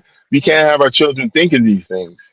We have to retrain them and yeah, it's of the utmost importance for me. That's why I'm you know taking the time to do this because just like you guys are taking the time because if we don't correct and try to shift the culture even in our small way, um, our kids are gonna be left to repeat the same things, repeat Right. the same, you know, Mm-hmm. repeat the same stuff Not that we on grew up our thinking. watch. Okay, Yeah, like enough. I have had it. Like you did. yeah, Like, enough. So, you but know, yes, I would love to. Thanks so much for coming up. And yeah, we're definitely gonna keep talking about this because we didn't even really get into like our forgiveness piece. We didn't even really get into the solution part. We kind of just went over the problems, yeah. so yes, this definitely deserves another conversation. Oh, absolutely. Because yeah, forget what Chad was saying about forgiveness, and it was really Chuck. Sorry, Chuck. What Chuck was saying. Khalil. So CH. I'm Khalil, sorry. Khalil always because me and Khalil talk and we mentioned Chad during our conversation. So No, I know. Khalil called me. I've done He it. was I like, do it "Talk to myself. Chad." So I He mean, Yeah, calls me Chad a lot. So I'm yeah, doing that. It's all good. yeah. But yeah, what you were mentioning about forgiveness, and it's so funny that you had mentioned that, and yeah, same thing with Frank. He had said Mhm. we are not going to be able to move on from this. We're not going to be able to escape the boogeyman if we can't let that stuff go. You know what I mean? Like yeah. every other nation and nationality has had their time of being at the bottom of the totem pole. And like Frank said, history's shown that they've picked themselves up. And it's like, you know, Uh, Yeah. yeah, Yeah. like you said, Thank you, that's Leo. But Chuck, please give him my number. But I'm gonna go ahead and drop you down. But be in touch. Come back and I see us. will. All right. I will. Minute. Take care, guys. Bye. I had earlier today before we started the live when I saw the thumbnail. No matter, yeah, because when you had told me, Mm-hmm. did you tell me? I think you told me beforehand that we were going to go over a Frank Zanuck conversation. I think you told me Yeah. beforehand, but I know once I saw the thumbnail, I was like, I'm going to send this to Khalil because I knew that Oh, he was okay, being cool. Frank, and I knew that he was working on a film project that Frank has agreed to be in. I told him I would do it. So I figured Khalil could get something out of the. I mean, just figured he would enjoy the conversation. So Yeah. I'm Well, glad thanks he. for doing I'm that. I glad he came appreciate up. it.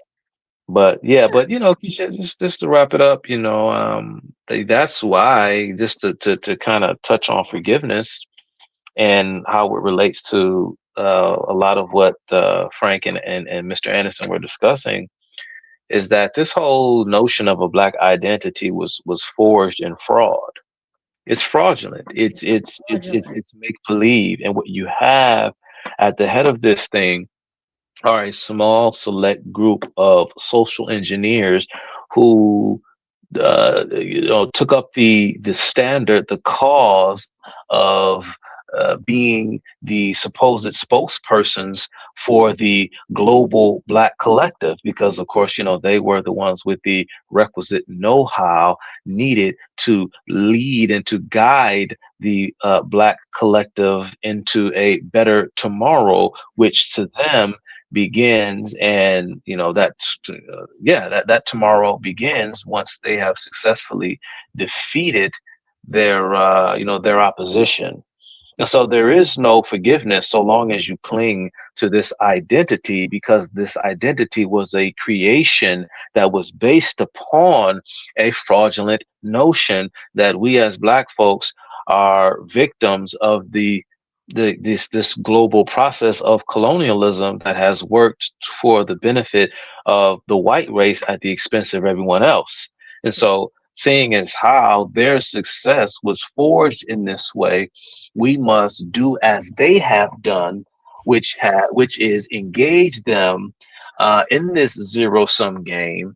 And it is insofar that we can properly unify, whatever in the world that means, we will successfully defeat them in this conflict.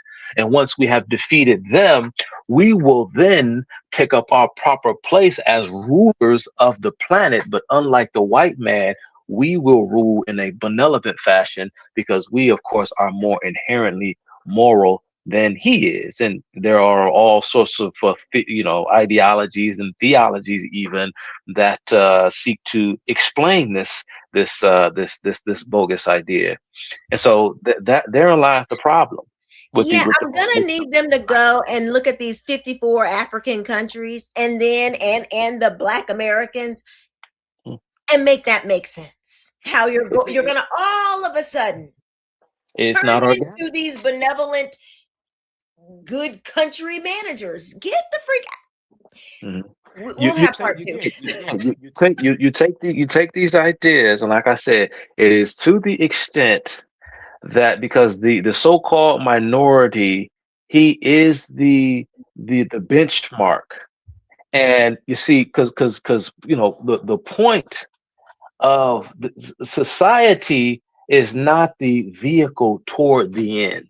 All right, I remember saying this way a long time ago when you and I were on the live with you and Chaz, one cut into the culture, and I said that society is not a means to an end.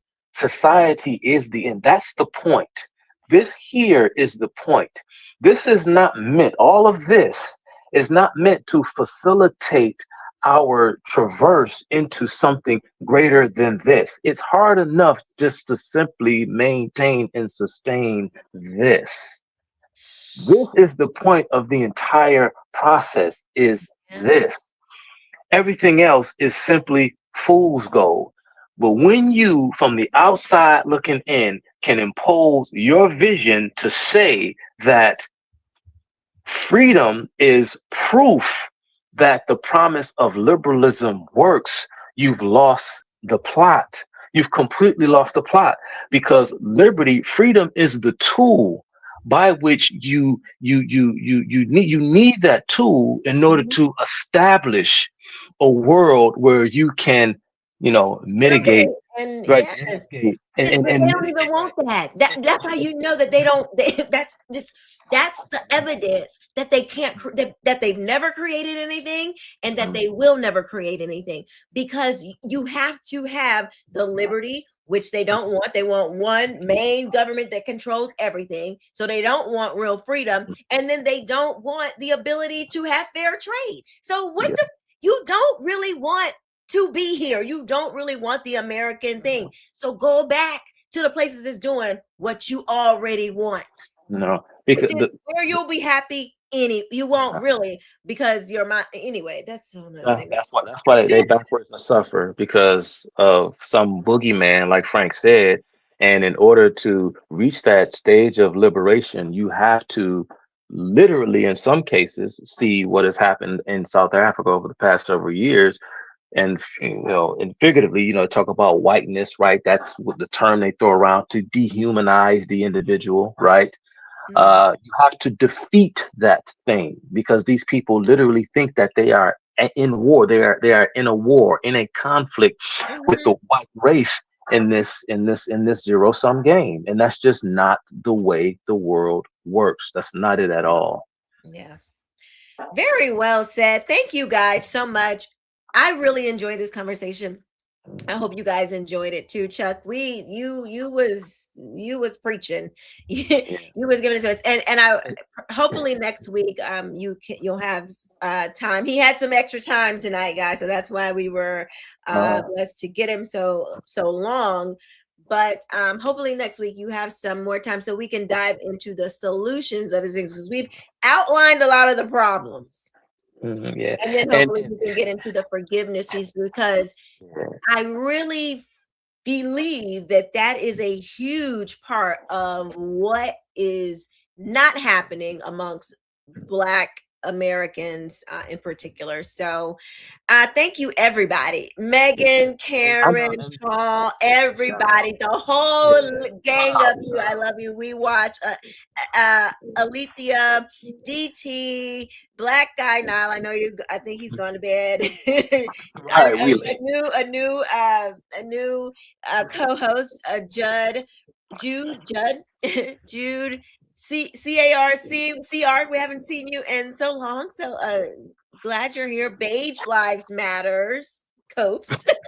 hello, Glenn Man, and all of you. I just love you for watching. Thank you. Even the haters, even the haters. I appreciate you. DT, thank you for the $3 super sticker, and Alethea 846, thank you for the $5 super chat. She says, thank you, Keisha and Chuck, for this excellent discussion tonight. God bless you. God bless you too. Thank you all for being here. I love y'all. I really do.